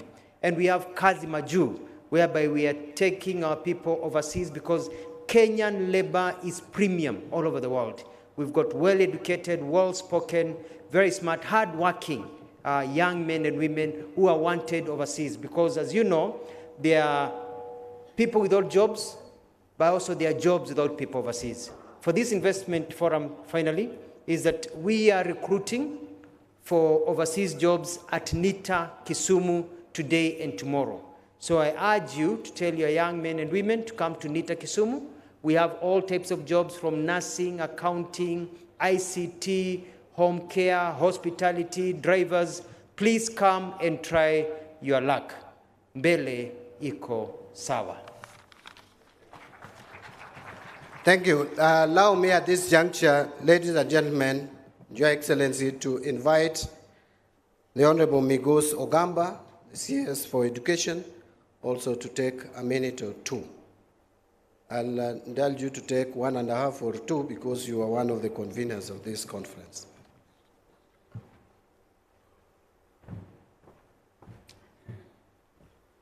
Thank you, thank you. Your Excellency, the Deputy President of the Republic of Kenya, Your Excellencies, the governors here present, my esteemed colleagues, Principal Secretaries present, the ambassadors present, development partners, invited guests, ladies and gentlemen, good afternoon. Your Excellency, it is an honor and privilege to extend a warm welcome to all of you this afternoon at this inaugural Nyanza International Investment Conference. We are deeply grateful to you for taking time off your busy schedule on matters of national importance to honor us with your presence here as we work together to unveil and explore the vast investment opportunities within this region. As co-patron, Your Excellency, I would also like to express my sincere appreciation to the professionals from Nyanza who have organized this event. Your Excellency, the theme of this conference, Nyanza Rising Towards Economic Transformation for Socio-Economic Growth and Development, is perfectly aligned with Kenya's Vision 2030, the government's medium-term plan for 2023-2027, and the bottom-up economic transformation agenda. It then reflects that the aspirations of the nation as we strive for sustainable and inclusive growth. Your Excellency, the sector highlighted throughout this conference, such as the blue economy, agriculture, technological innovation, energy infrastructure, and the empowerment of women and youth, are of paramount importance to our national development agenda. These are vital to our collective efforts in driving our economic progress. I am confident that dialogue, partnerships, and collaborations fostered here will make substantial contribution to the government's projection of economic targets of 5.4% in 2025.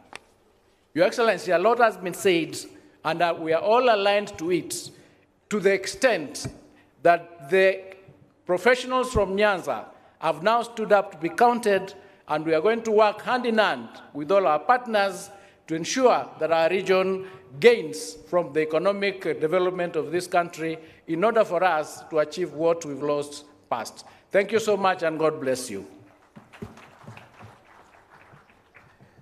Thank you, my brother Migos. Now, allow me to give a minute to FCPA Wycliffe Ambetsa Oparanya to speak to us. He's the one in charge of cooperatives and MSMEs, which has the potential of unlocking the potential of this region. Thank you.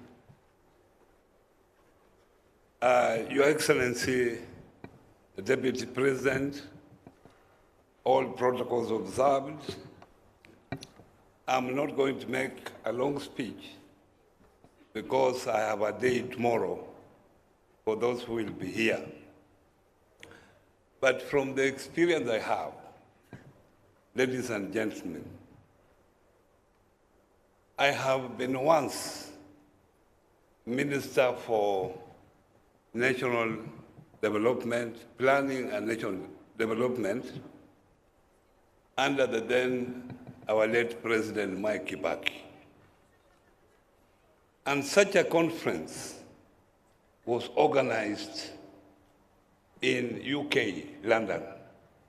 Where Nyanza is, it was Kenya, International Conference in London.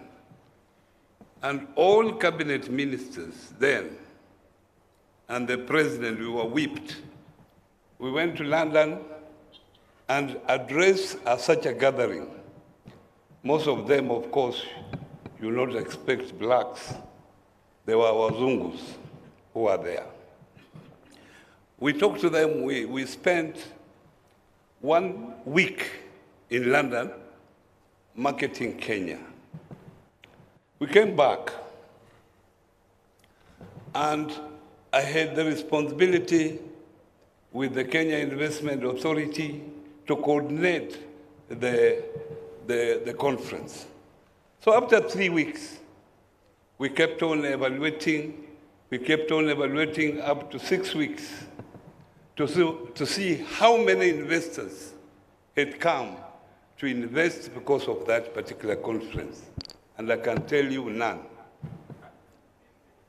After all those efforts and the money that we spent. I have been a governor. I've been the chair of the Lake Region, the pioneer chair of the Lake Region Economic Bloc for the last 5 years before I handed over to Professor Anyang' Nyong'o. And we know our problems. Owalo was here, he lamented everything that we have not done. We complained about the structure of governance that we had. We devolved. Counties were established so that development is closer to the people. Where is the problem? Is devolution working? Because some of the issues that we are discussing here actually should be properly addressed by the devolved government.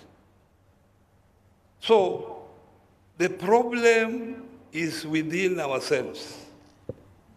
The problem is within the leadership. When there was introduction here, how many leaders are here?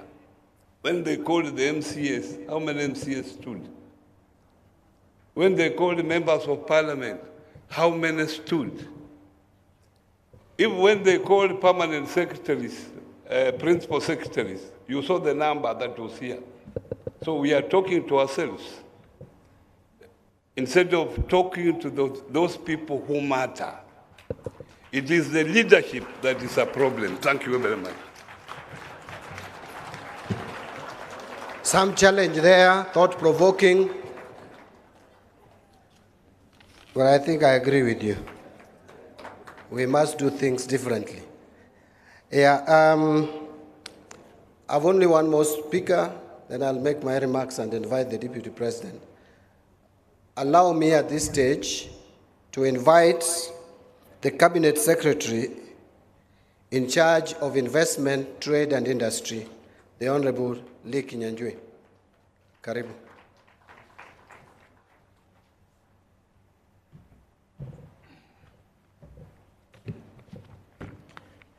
Thank you, CS. Deputy President, Professor Kithure Kindiki, governors here present, cabinet secretaries, PSAs, investors from this region, and everyone here, allow me to take this opportunity first to appreciate this conference. The outcomes of a conference are sometimes not in the number of people who come, but the decisions that are made. And in particular, we have come here to Nyanza to highlight the huge potential that exists. And I want to join my colleagues who have spoken before me to say that we have all that is needed for Nyanza to take off. If it's an airport, many counties don't even have an airstrip. You have an international one. You have a lake. You have an educated population. You have an English-speaking population. So these are huge things that we cannot overlook. And when I say English-speaking, I think it's also good to know the world is moving towards what you call business process outsourcing, where a company in Europe sets up a big center here. So if you want to call Land Rover UK, the call is picked here, and therefore things of language become important. So as custodians of the Queen's language, monetize that language, right? So in the interest of time, allow me to just make a few comments. I'm honored and delighted to be with you today during this Nyanza International Investment Conference of 2025, and hope that even in the subsequent years, we'll do a follow-up to ensure that the issues that come here will be followed through. This international event represents the growth of Nyanza as a forward-thinking region that is part of the progress we seek to have as a nation. It also serves as a crucial platform for advancing dialogue, fostering innovation, and building the partnerships necessary to drive the next wave of economic transformation. I've had time to go through some of the stands that are here, and I want to request all the guests who are here to have time and see there, because there's a huge, huge, huge demonstration of capacity, even by counties. And I think so that the talk can now connect with what is exactly happening on the ground. This conference provides us with the opportunity to highlight investment opportunities and engage stakeholders on strategies to unlock the full potential of the region. Nyanza is endowed with diverse counties that each have the capacity to change the regional economics and contribute to Kenya's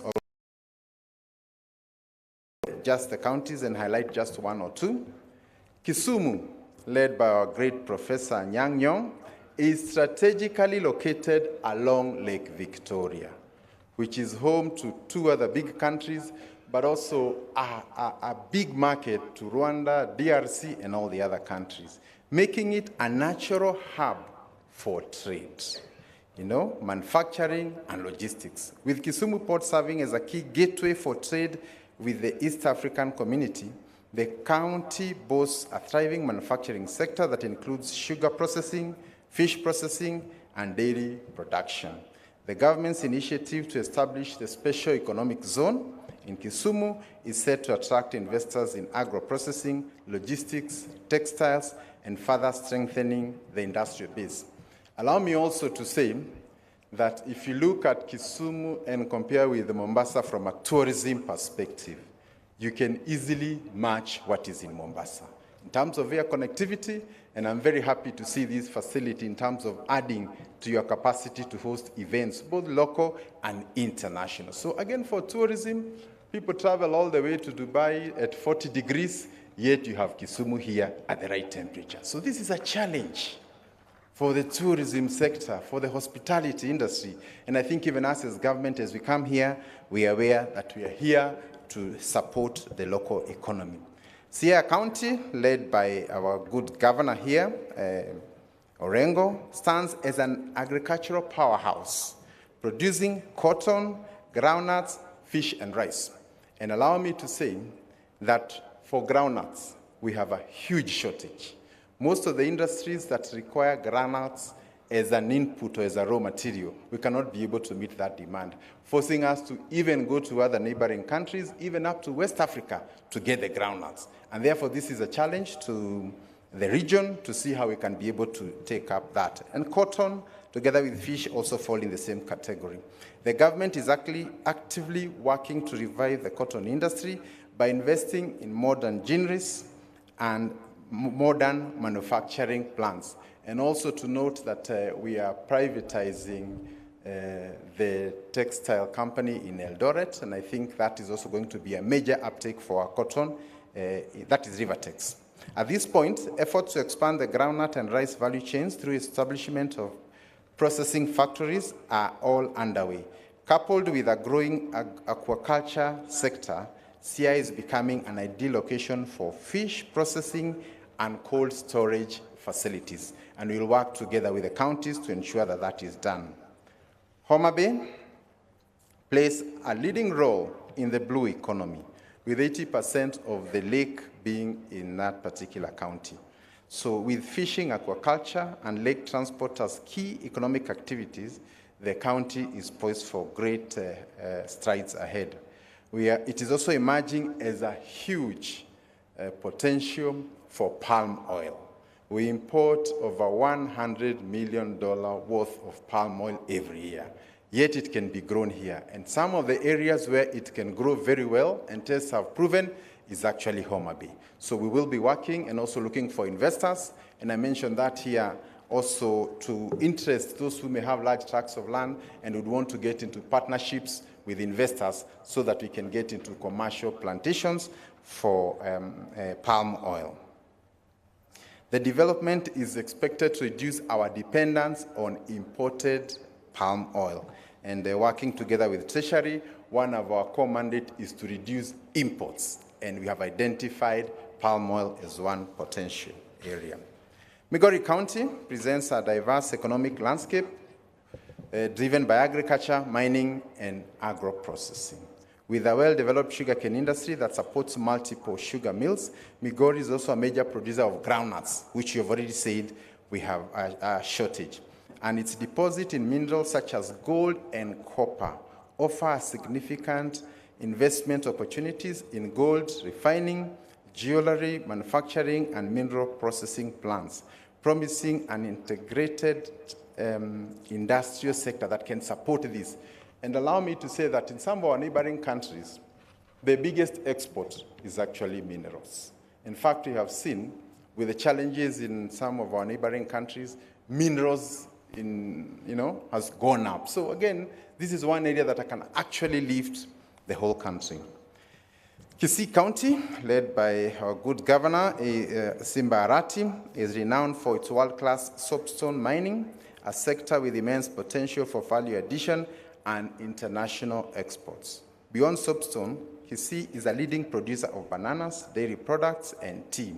Investments in banana processing plants, milk processing facilities, and mechanized soapstone extraction will create market opportunities and accelerate industrialization in the county and the region beyond. Then we also have Nyamira, which is a major producer of tea and coffee and dairy farming.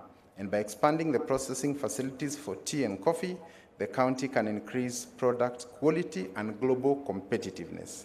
Additionally, investing in modern milk cooling processes will support Nyamira's growing dairy sector and improve incomes for local farmers.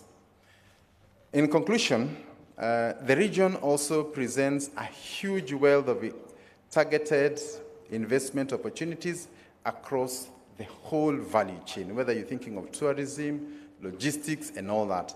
And my prayer is that the professionals who are here today, including the business people who are here, we need to mobilize capital, because once we identify these opportunities, then we need to look for vehicles that can help us to invest and create value for our people.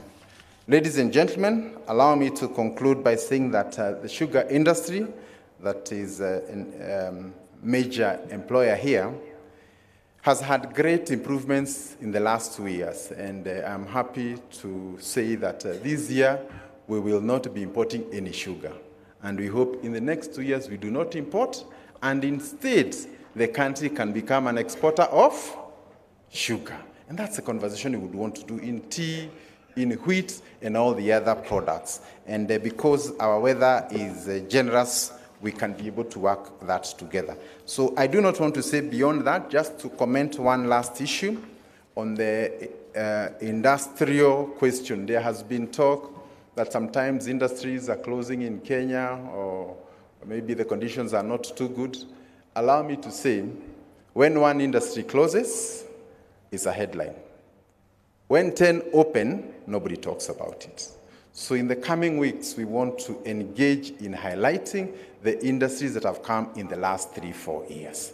And we'll be coming here to Nyanza, working with the elected leaders, so that we don't end up giving perceptions that make our destination look unattractive and therefore less useful to the investors. I want to end there, and indeed to thank all of you and assure you that this is the beginning. Much more will happen when we move from here and look for those investors. May God bless Nyanza. Thank you. Could we again give them a round of applause? Your Excellency, you can see I had a written speech, but certainly I'm not going to read this speech. I have no time left. I'll just take 2 minutes to say a word or two, and then I invite you. And I will start by saying that we have an opportunity. We have a great opportunity. We have had occasions when we spoke of lack of opportunities for this region. But at the moment, those my colleagues from this region, you'll agree with me that this is an opportunity that is very rare to have. This is an opportunity that probably we only enjoyed during the Grand Coalition government. And now we have it. We take advantage of this opportunity. I don't want to elaborate. You understand exactly what I mean. The Honorable Eliud Owalo has enumerated a number of projects. And by the way, as we showcase Nyanza to the private investors, there are certain things that the government must do, both the national government and the county governments, to provide that environment for investment. And that is what political leadership must engage their minds to make sure that we realize the full potential of this region. And I want to thank the organizers of this event, led by Jeff Olendi, who have worked tirelessly to make it a reality. Now, what should we do as a government? And that is where I'm going to end. Every one of us, we seated here, in one way or the other, we know what needs to be done for this region to unlock its potential.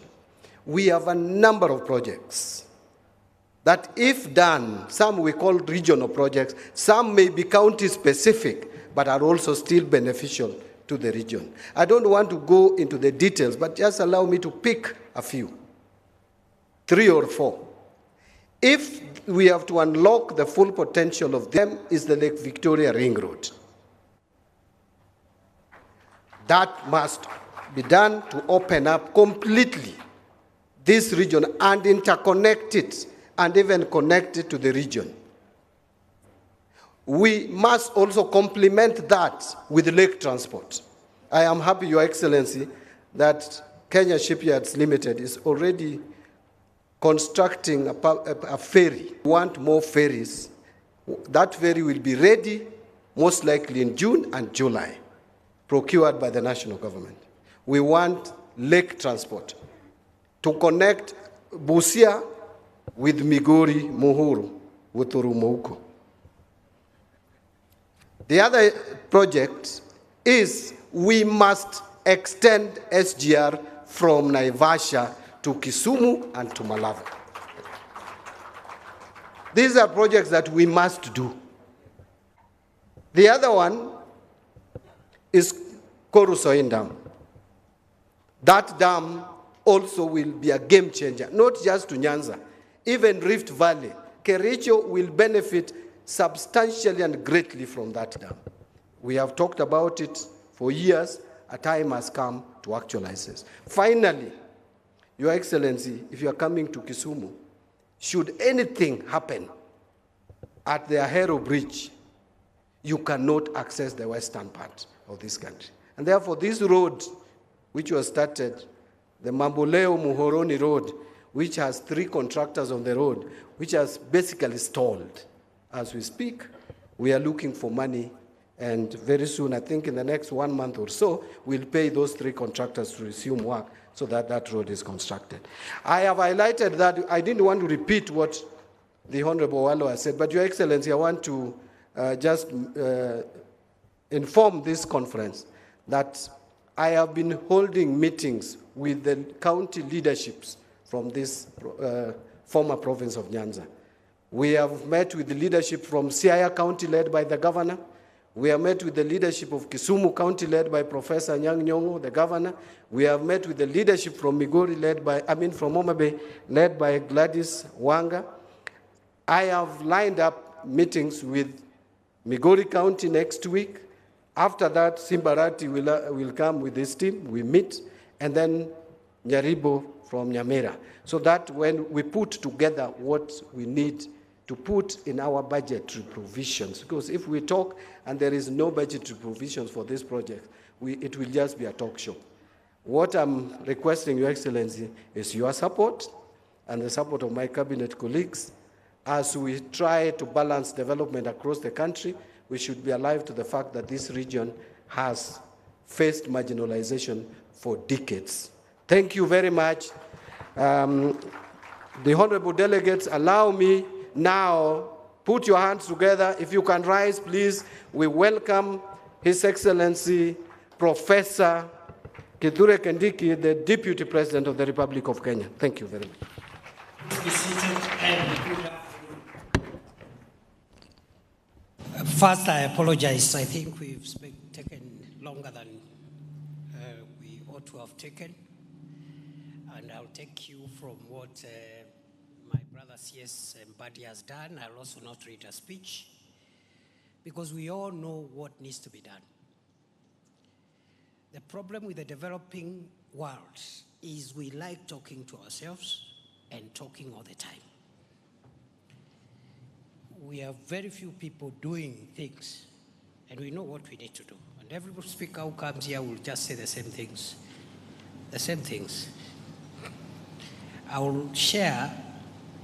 I have given myself maximum 20 minutes, which I want to share equally with the governors, because I thought it's also important for a forum like this for each of the governors to say something in a minute or two. And I hope they will not read speeches like the ministers did. Yeah, because this is not the time. Every governor has an opportunity to speak for 3 hours, 2 hours, every day in your county and organizing forums. So allow me just to say, therefore, now that I don't have a speech, I feel very honored to be part of this meeting. I have come here to represent President Ruto, who sends his greetings. He would have wanted to come. He was in Nyanza recently, he was in Western recently, and he thought because he hasn't been to Northeastern since he became president, it was important to spend some time in Northeastern. He's been there for 4 days, he's concluding today in his... And you'll allow me, exactly 2 o'clock I have to leave, because again I have to see him off. He's leaving for Dar es Salaam because of the Congo issue. The EAC and SADC is meeting today, tomorrow in Dar es Salaam.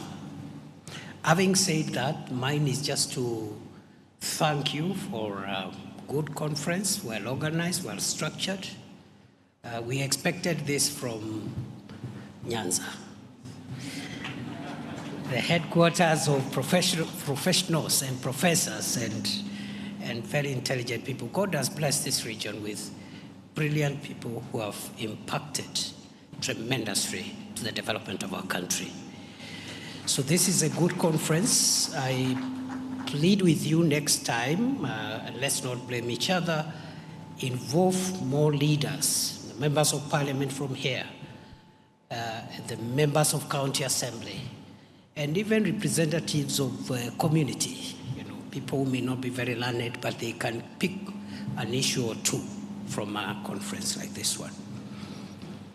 Having said that also, let me just spend the remainder of my minutes explaining what this administration is doing to revive and transform the economy of Kenya, empower its citizens, including its citizens in Nyanza. We have a manifesto with about 168 commitments, but you can aggregate all those commitments to 5 broad areas which carry the weight of our national transformation. The first one is macroeconomic stability. For the last 2 years, a lot of unseen work has been done to arrest the volatility of the indicators of macroeconomic stability. we can talk about investments, we can talk about all these sectors, but if the fundamentals of macroeconomic stability go haywire, we lose everything. Many a times, for those of us who are from Kenya Kwanza political alignment, when we speak about the last 2 years' work on macroeconomic stability, sometimes we are misunderstood as if we are casting aspersions at the previous administration. Nothing can be further from the truth than that. What affected Kenya's macroeconomic stability was mainly the pandemic of 2020-2021, which was a global pandemic. We were all shut in, we were simply locked up in our houses. There was no economic activity. Businesses were shut. You can imagine, in my previous role, the last 2 years as the Interior Minister, when we used to have a little problems, what I would call democratic stress, sometimes in our exercise of democracy, especially here in Kisumu, but also Nairobi and other parts of the country, businesses being shut in Kisumu or Nairobi for a day, if you quantify the economic cost, it's huge. So you can imagine Kenya being shut for a year or a year and a half. That is what put us in a hole. It is not the previous administration. It was something beyond the control of any government. Today, the indicators of macroeconomic stability are looking okay, thanks to the hard work of Professor Ndungu, P.S. Kipto, and the senior team in Treasury, because it is about the strength of the shilling. It is about interest rates. It's about inflation. It is about the cost of fuel. It is about the cost of food and other household commodities. If those 5 variables are escalating, it doesn't matter what economic interventions you make, the country's transformation will be delayed. And therefore, I want to take this opportunity to thank CS Mbadi and the team at the Treasury. They have done a tremendous job in the last few months to steady and build on what has already been done. And I want to plead with you, my brother, CS Mbadi, and you know you have the support of President Ruto, and all of us, your colleagues, we support you. Do whatever it takes to make sure that the stability and the strength of the Kenyan shilling, interest rates, inflation, cost of fuel, and cost of food and essential commodities do not reverse, because we will lose everything, whatever it takes. So that is the foundation. And people don't see these abstract things, because it's like building a house. You first to dig the foundation. Anybody passing by will not see anything. But a lot of work needs to be done. Sometimes you dig many feet, many meters downwards so that you can be able to put up a high-rise building. Number 2, if we keep an eye on the macroeconomic stability, we must transform the sectors that carry the value chains from where the majority of the people of Kenya derive their income and livelihoods. I repeat, if the macroeconomic stability is guaranteed, the next issue for us in this region and for Kenya is to make sure the national government and county governments transform positively the sectors which carry 80–90% of the people of Kenya from where they derive their livelihoods.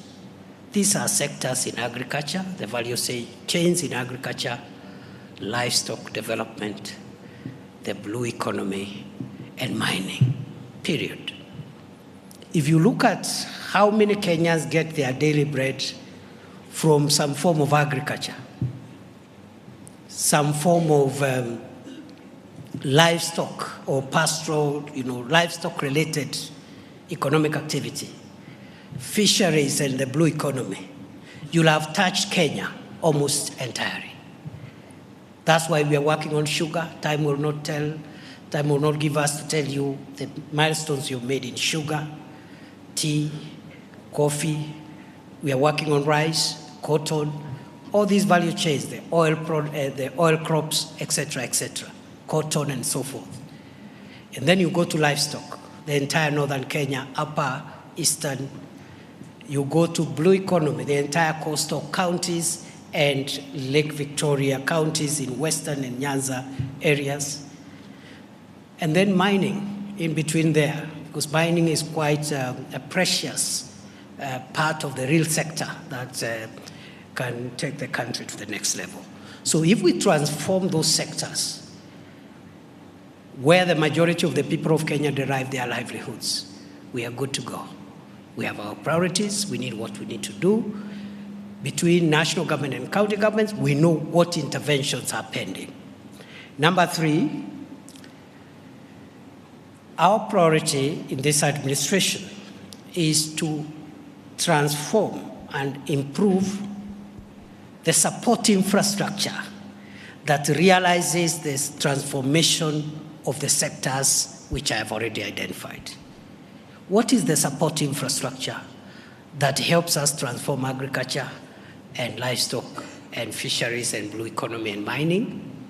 It is roads, it is electricity, or PO&I, it is ICT, okay? It is the infrastructure we are building to support businesses. The infrastructure we are creating to support the micro and small and medium enterprises. It is the KIPES that we are establishing, one per county, the county aggregation and industrial parks. It is the special economic zones, the 5 of them that we are racing against time to not only complete but also operationalize. It is the affordable and social housing program. That infrastructure, ICT, the KIPES, the special economic zones, water, electricity, ICT, will help revitalize these value chains that bring wealth to the people of Kenya. Number 4, it is job creation. We have all said in so many words that one of the challenges we must confront as leaders of Kenya at all levels is the need to empower, especially the youth, by creating more jobs. Alfred and the team there, and the county government, I'm sure, are doing a good job as well. And we are attacking joblessness and job creation from all fronts. You've heard Alfred summarize it, kazi kwa ground. Any work available, even if it's a short-term job, is better than no job at all. Even if it's a job for a month or 2 months or 6 months or a year, is better than no job at all. Because by the time that young person finishes under the affordable and social housing programs, there will be either another project or another job opportunity somewhere. Instead of our youths spending times in marketplaces, waiting to be paid 100 shillings by a politician to heckle their rival. We are creating jobs through the ICT, online jobs, digital jobs, kazi mtandaoni. And then we have programs for creating jobs abroad. Our young people want to travel, work abroad, save, invest it, and also come back in the country later on, are welcome to go and venture there and work, because there are people born in Kisumu, but they work in Mombasa. They are still sons and daughters of Kisumu. They come home maybe at the end of the year. What is the difference between a son or a daughter of Kisumu working in Mombasa and the one working in London and Dubai? They all come home at the end of the year. And maybe the fellow from London or Dubai may get here faster and quicker than the person working in Mombasa or Lamu, for that matter. So job creation is a big item, and we are leaving nothing to chance. If you can create a few more jobs, it is better, because you're reducing the numbers of young people who feel frustrated because we have not created enough opportunities for them. We are also creating jobs through the housing program, the climate works program. We are still hiring in the public sector.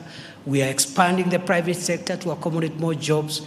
And we are also having programs like the programs we are having under Nyota, under the youth ministry and others. Time will not allow me to enumerate everything. The last pillar of transforming Kenya in the shortest time is in the software that delivers on the 4 issues I have mentioned. I said macroeconomic stability. I also talked about value chains that carry the majority of the people in terms of incomes and wealth. Number 3, it is the support infrastructure in the many ways I've explained. Number 4 is job creation. Lastly, for us to realize our destiny as a nation, as a region, as counties, as Kenya, we must take 2 social variables very important. One is health, and the other one is education. If you have an educated, healthy population, then all the other pillars will be realized. That's why this administration is going out of its way to ensure that the universal health coverage for Kenya, Taifa Care, works. Many countries across the world have struggled with universal health coverage with very limited success. Even in the United States, when they succeeded with Obamacare, the Supreme Court moderated what it would have become. It's not an easy thing. But this government is persuaded that you need a healthy population, and we are spending a lot of money, and middle class is almost getting impoverished because of Harambes, because of relatives who are doing Harambes.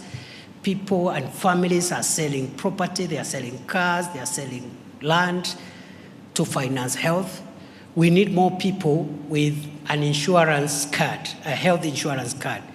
It may be less than perfect, but it's better than no card at all. We are working on perfecting the imperfections in Taifa Care, but it's better that way than a person who has no access to any medical cover. We had 9 million Kenyans who were insured since independence until now. In the last 3 years, in the last 3 months, we have doubled the number of people who now have some form of health insurance to 18+ million Kenyans. We want to scale up that to 30, 40, 50 million. It's not easy. President Kibaki had this in his manifesto.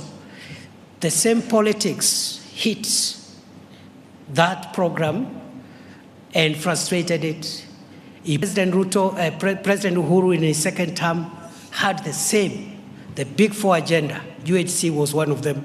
The same politics came and truncated the program they leave behind when they leave office after a certain number of years. So we are very clear in our minds that that is a national priority, and also education reforms. That's why we are strengthening CBC.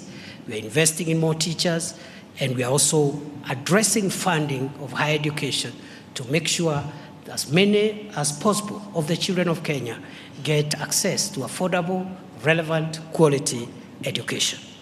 So those are our priorities. Everything in between, we will do it. We've heard what are the priorities for this region. The 2 dams, one here between Kericho and Kisumu, the other one in Nyamira, Magwagwa. Then there are some flagship factories like the sweet potato one in Korea. I was taking notes, and I take notes everywhere I go, because that's the only way you are able to at least account. I must account for coming here, and I must carry home what the people of Nyanza want from national government. Between myself and my colleagues, cabinet colleagues, and the entire team, I want to promise you, the 9 or so priorities which have been repeated here, the ring road, I don't know, the 2 dams, the factory, the abattoir, we will go out of our way to make sure that we do them, so that we can now, even if we don't achieve everything, we can say we've done this percentage of the commitments we had made. With those many remarks, I declare this conference officially open on behalf of President Ruto. And I want to request Professor Nyang'nyong'o, my academic senior and former colleague in the Senate, who is now governor of Kisumu, to tell us how the governors will organize themselves, 2 minutes each, just to tell us something. Professor Nyong'o, you have the floor. Thank you very much. In another 10 minutes, I need to leave. So if we not have finished, I will quietly leave through the back door. Thank you very much. God bless you. I've got a chance to be a deputy governor, a deputy president. Please sit down, please. The deputy president, being a professor, is a very democratic person. And I appeal to him that after we have listened to all these speeches, the governors have a right of reply. So I thank you, Mr. Deputy President. We encourage the government to employ more professors in all sectors of society. So could I ask Governor Ken Lusaka from Bungoma to come and address you, please?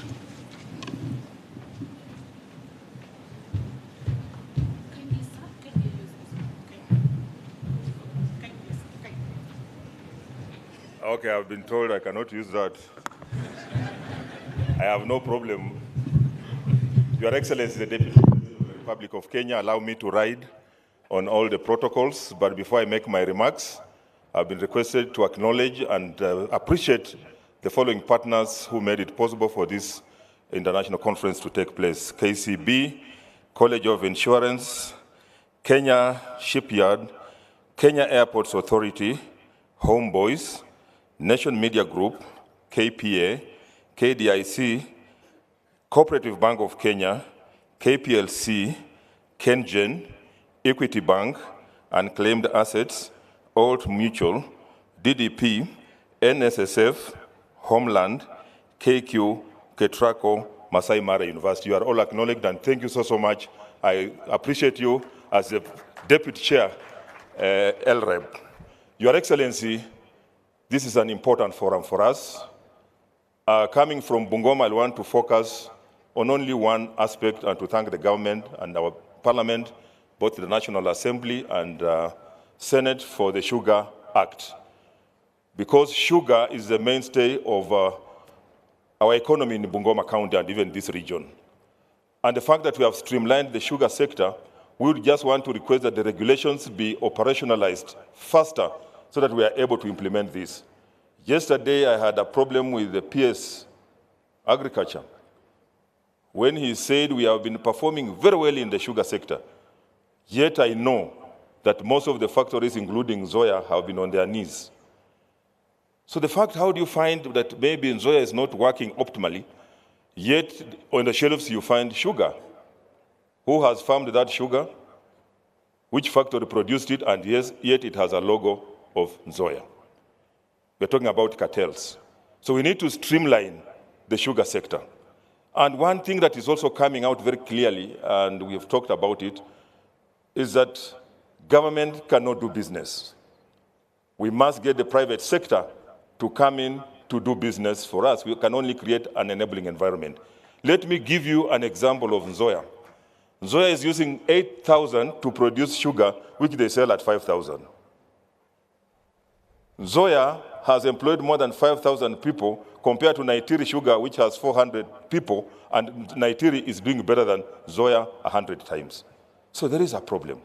So we need to get strategic partners to come and invest in the sugar sector to turn it around for us to be able to realize, for the farmer to be able to realize what is owed to them. Otherwise, how do you explain you have taken a farmer's sugar cane, you have crushed it, you have sold sugar, and you cannot pay him or her? There's a problem.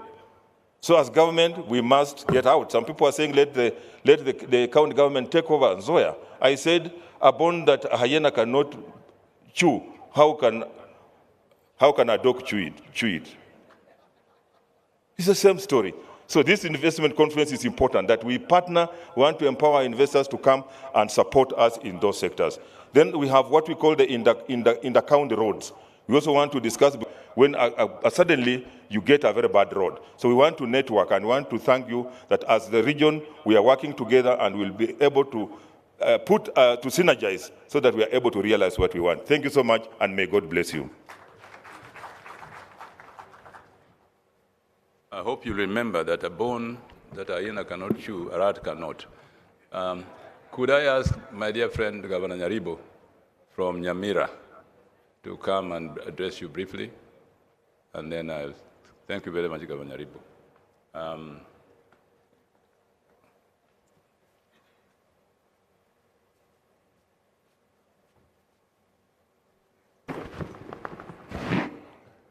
Thank you, Deputy President. I take this opportunity also to thank the organizers of this conference. Nyamira is 1 hour drive to the west, out of this direction. I invite you to invest in tea, coffee, probably the best in the world, and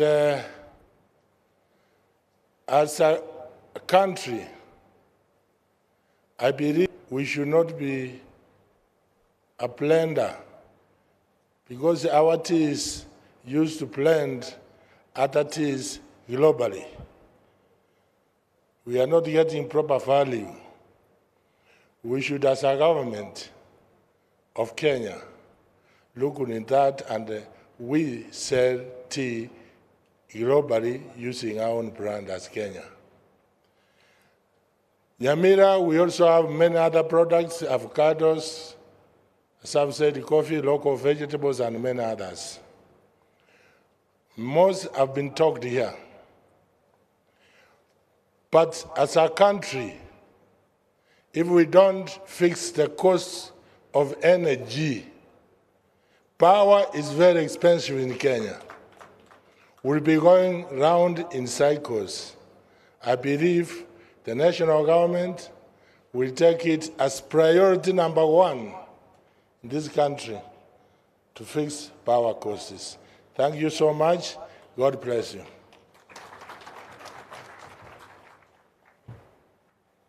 Thank you very much. With us too, we have deputy governors. Can they just stand and wave? I see my deputy governor, Dr. Willie. Are there others? Please. I can't see you, but my eyesight is pretty bad, actually.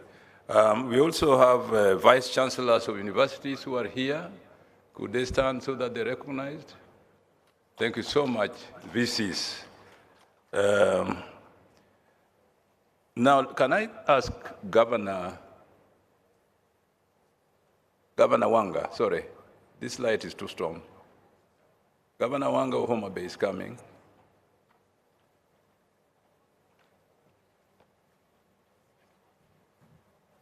Thank you, Prof. Your Excellency, the Deputy President, all protocol observed.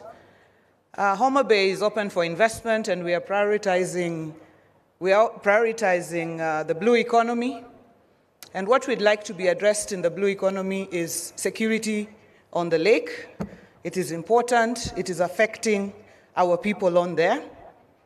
We are prioritizing agriculture in the value chains of cotton. We are the second largest producers of cotton in the country. In the value chains of edible oils, we are number 1 producer of sunflower in the country. We are number 1 producer of peanuts in the country. We are number 3 producers of sorghum. We are pushing the agricultural value chains for investment. We are also prioritizing tourism and hospitality for investment. So these areas of priority, we are largest producers of sweet potatoes also in the country. And this surprises many people, but we are extremely agricultural, and we hope to partner with the investors here in the area of the digital economy, business process outsourcing. We will have Summersource, which is one of the largest BPOs coming to Homa Bay, Victory Farms doing a great job with fish processing, Manda University. We are partnering with Tomboya University because we must generate the necessary skill. Your Excellency, investors, everybody, karibuni sana Homa Bay. this August we will be hosting the Devolution Conference. Karibuni sana.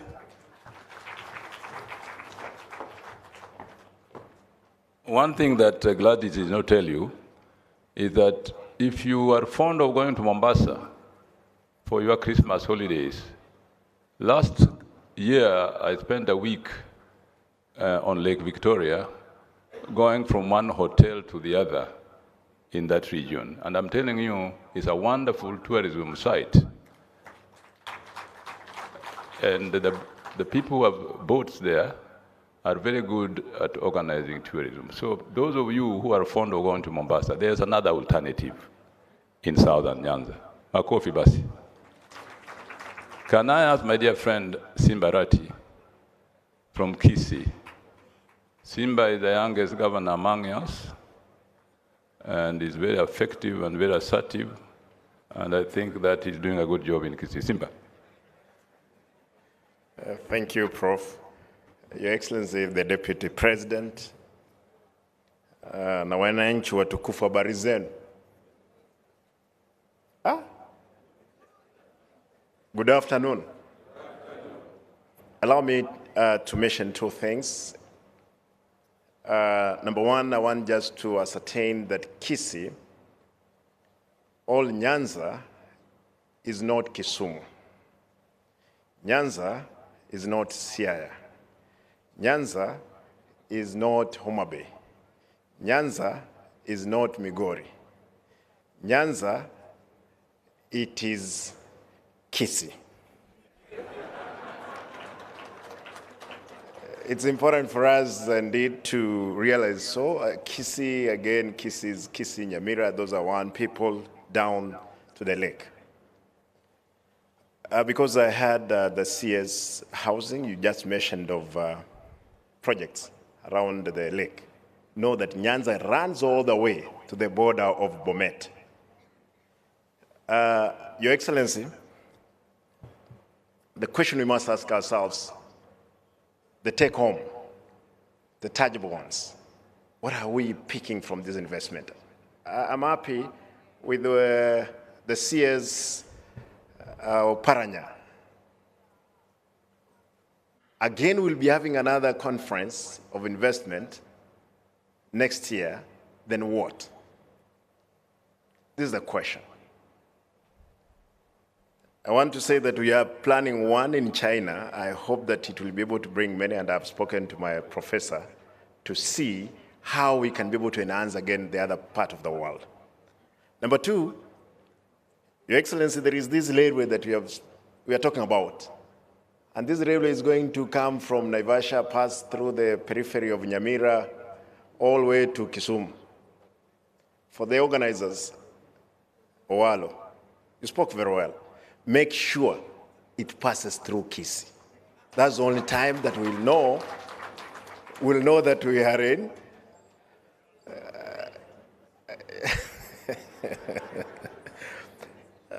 The last detail I want to just comment, know that we were number one in the world in production of Barethram.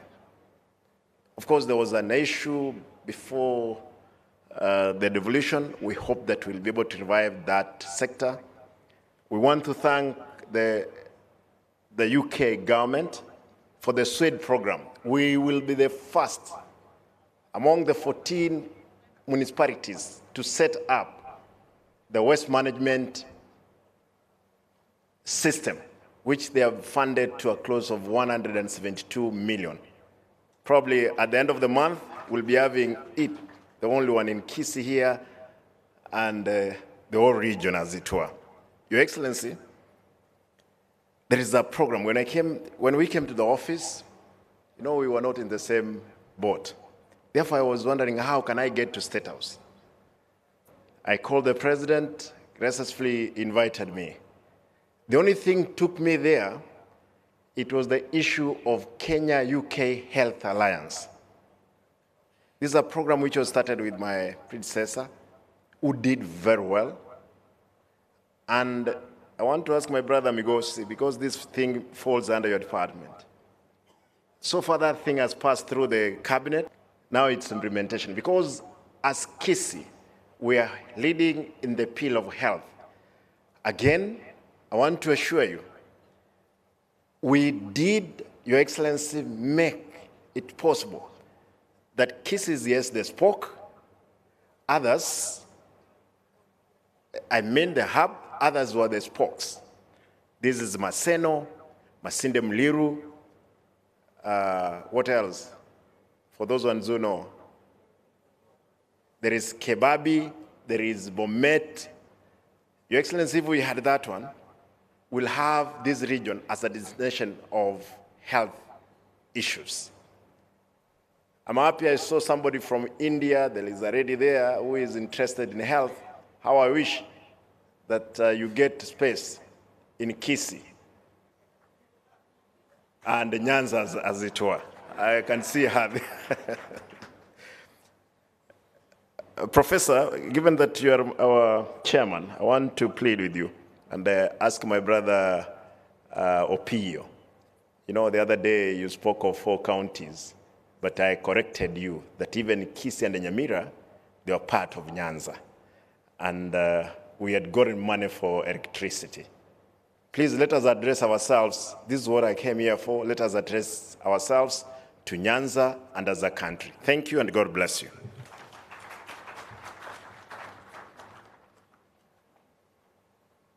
Actually, Governor Rat is right. The historical origin of Nyanza goes back to what the colonialists called Kavirondo. Northern, southern, and central Kavirondo. So if you talk about Nyanza, you can't leave out Nyaribo, you can't leave out Ken Lusaka. All these are part of the old Kavirondo, which is now Nyanza. So let me tackle another. And also the agenda of this conference. I want to agree with Governor Arati that although Migori is included in Nyanza, but most activities never reach Migori. In terms of formation of administrative units, Migori is the youngest in this region. I think it's slightly younger than Nyamira.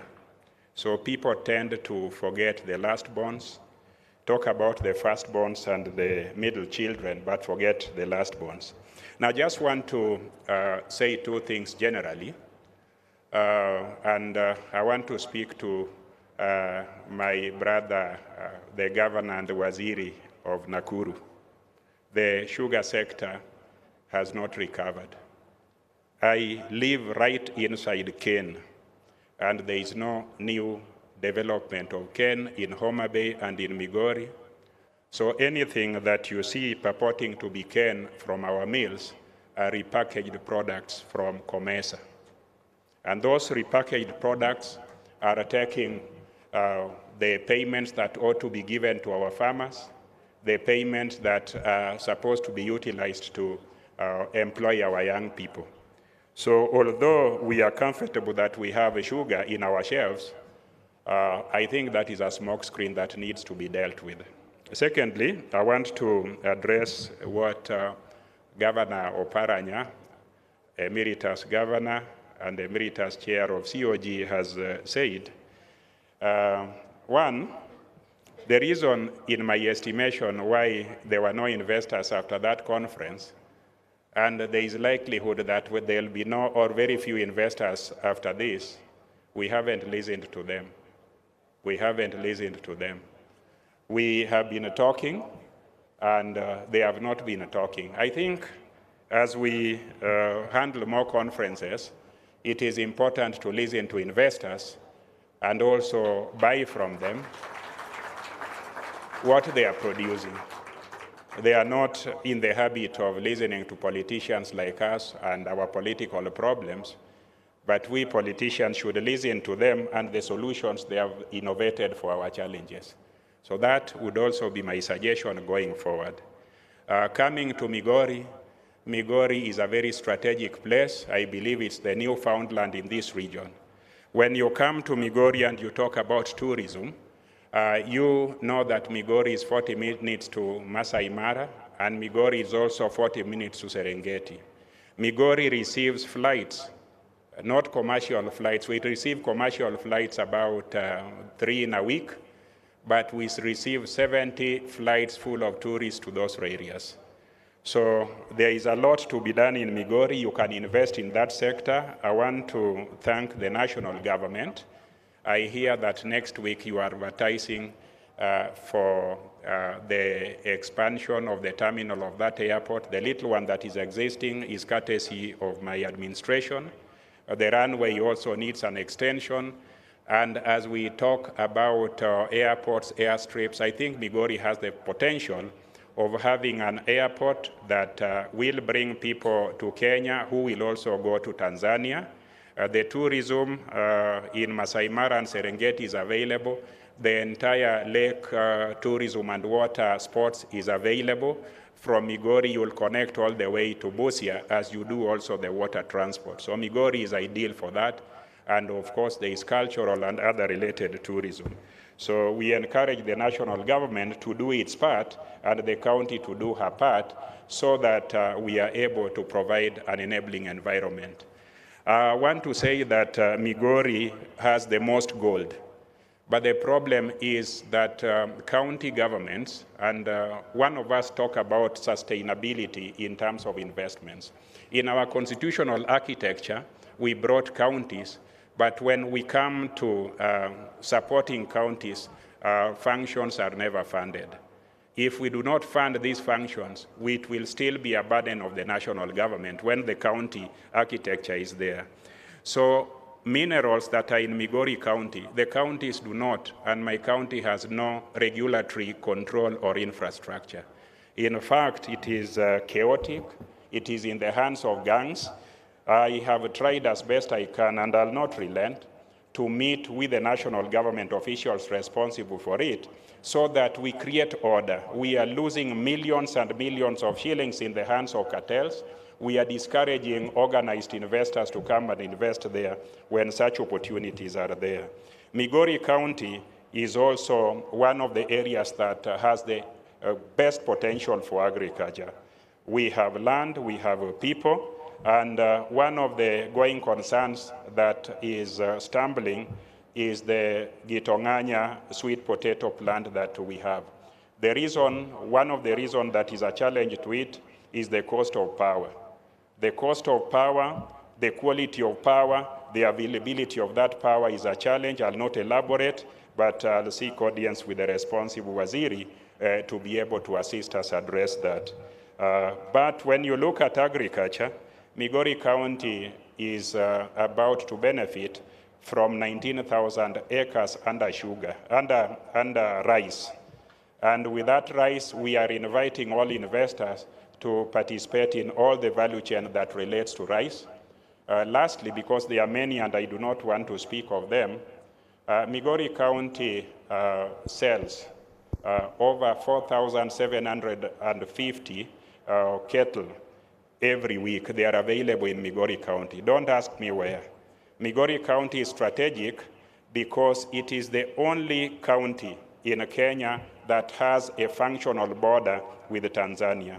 If you go to Coast Kwale, Lunga and Vanga, there isn't much. Taita Taveta, Mount Kilimanjaro. If you come to Kajiado, yes, there are administrative facilities that take us to Arusha. When you come to Narok, there is the Masai Mara, and on the other side, Serengeti, so it is not much. We in Migori County connect with Tanzania through pathways. We have common communities in Kenya and Tanzania, and all the livestock, including what you had for lunch here, is from Migori County. We have not just patented it. So if you are interested in hide and skin and tannery, come to the source, which is Migori County. You will get livestock even from Zimbabwe. So that is very strategic. Lastly, when you talk about the SGR and you talk about the extension to Kisumu and Busia, what about through Kisi, Nyamira, and Hispania in Migori County? I think that will be a win-win for everybody. Thank you very much with all those remarks that I've made. You are all welcome to Migori County. When we have a conference, because we'll have it soon, we will be listening more to the investors, and we'll also be telling them details of what we are able to do together. Thank you very much. Thank you, Mheshimiwa. Now let me ask, has Gladys spoken? No. Oh Lord, my God. Jim, You are the only one left. Thank you. Governor of CIALA.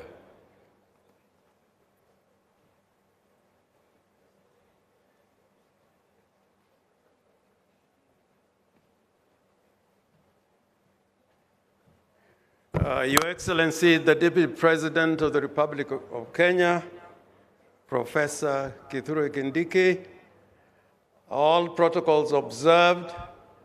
I think I'm coming at the tail end. I'm feeling like a hungry man with a loaf of bread and you're told to eat it in 30 seconds. I'll not attempt to do that. First, I want to note that CI has a lot to offer. And next month, we are going to have an investment conference similar to this one in CI. I hope some of the partners here, whom we have also talked to, are not going to be fatigued and give up on CI.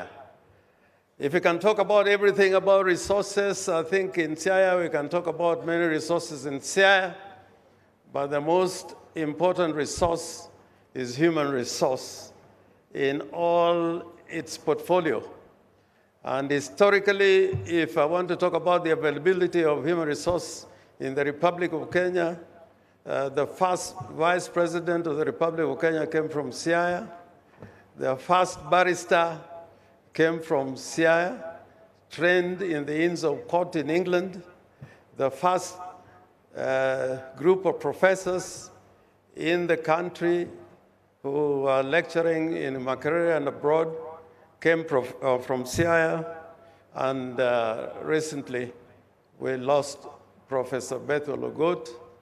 And I hope I'll carry your condolences and sympathies to the family of Professor Ogot. Now, I just want to note as a preamble that I'm very happy about some intervention the national government has undertaken together with the county. And I like the integrated approach. Like recently, we had a multi-ministerial delegation from Interior, from MITI, that's the investment ministry, from roads and communications. We had people from Kenya Shipyard talking about investing in the same place so that it is done in a planned manner. And that is about the port of we are trying to build in Usenge. But more relevant to what we are discussing today, I wanted to say this. I think having listened particularly to what Senior Oparanya said, we should, in an investment conference, address the issue why we are not attracting as many investors as we wish. And investment conferences have taken place. When I was first elected in Parliament, we had an investment conference for Nyanza, presided over by Jaramogi Oginga Odinga. So it has been an ongoing conversation. One of the things that we learned when we had recently the investment conference hosted by Governor Nyong'o and sponsored by the Afrexim Bank. And we were talking about how investors can come directly to counties.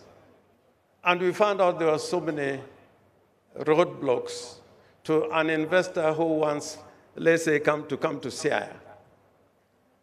We need to look at the legal framework to make sure that an investor who wants to invest in a county like CIALA can come there directly without legal hurdles.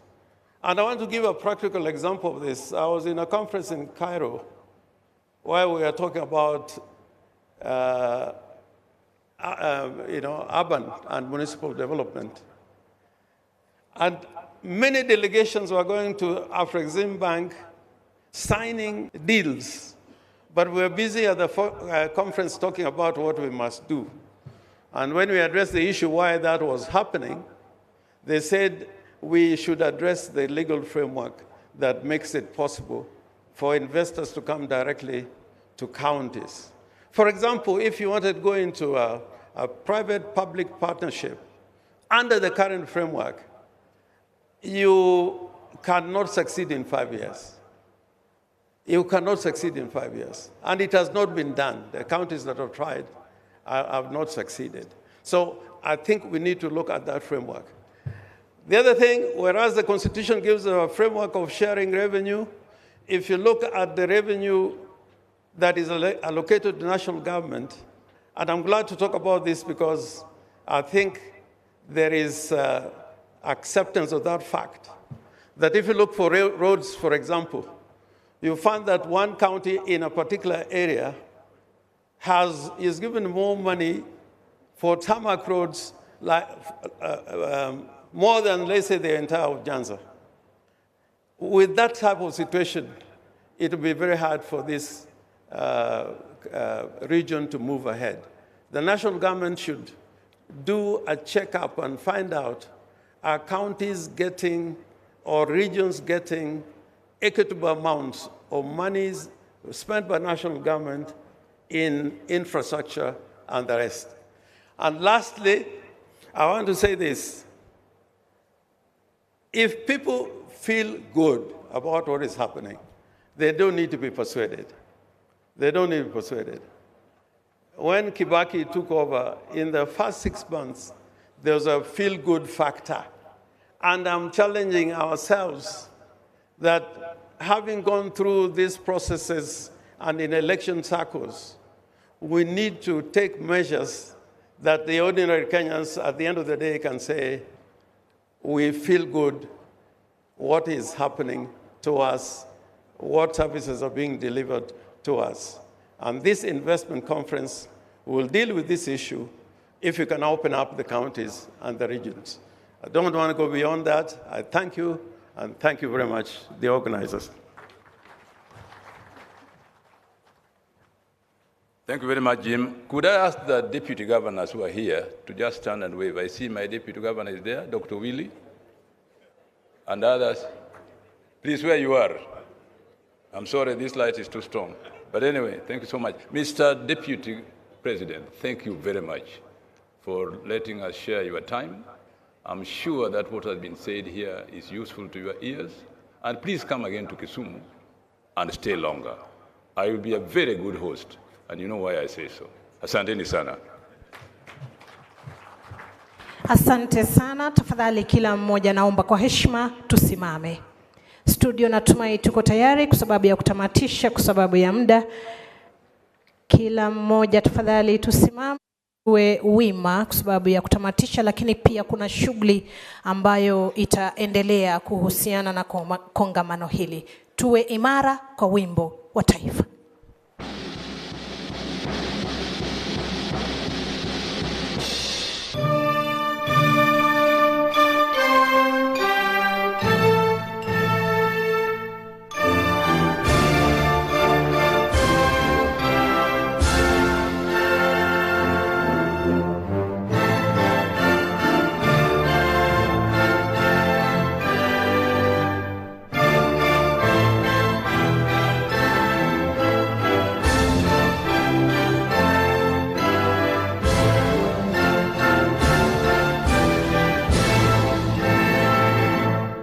Tafadhali tumruhusu mgeni wa heshima aondoke kwa hiari, wengine tuketi kwa heshima. Tuketi ili tuweze kuelekezwa kwa shughuli ambayo itafuatia. Tafadhali.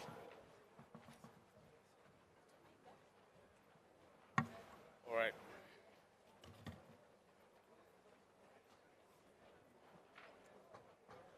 Ladies and gentlemen, we're only excusing the Deputy President together with the team. We are...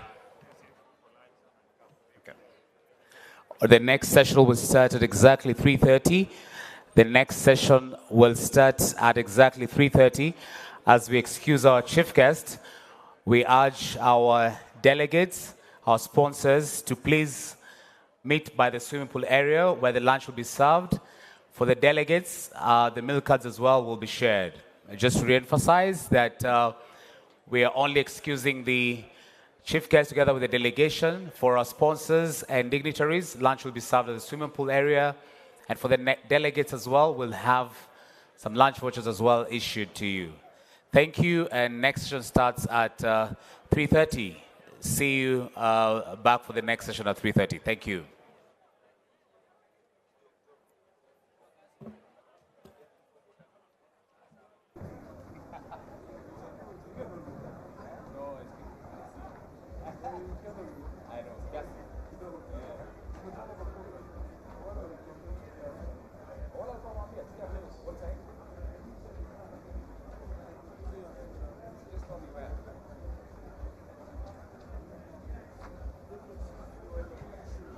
Propagation, be it in certification, be it in business development.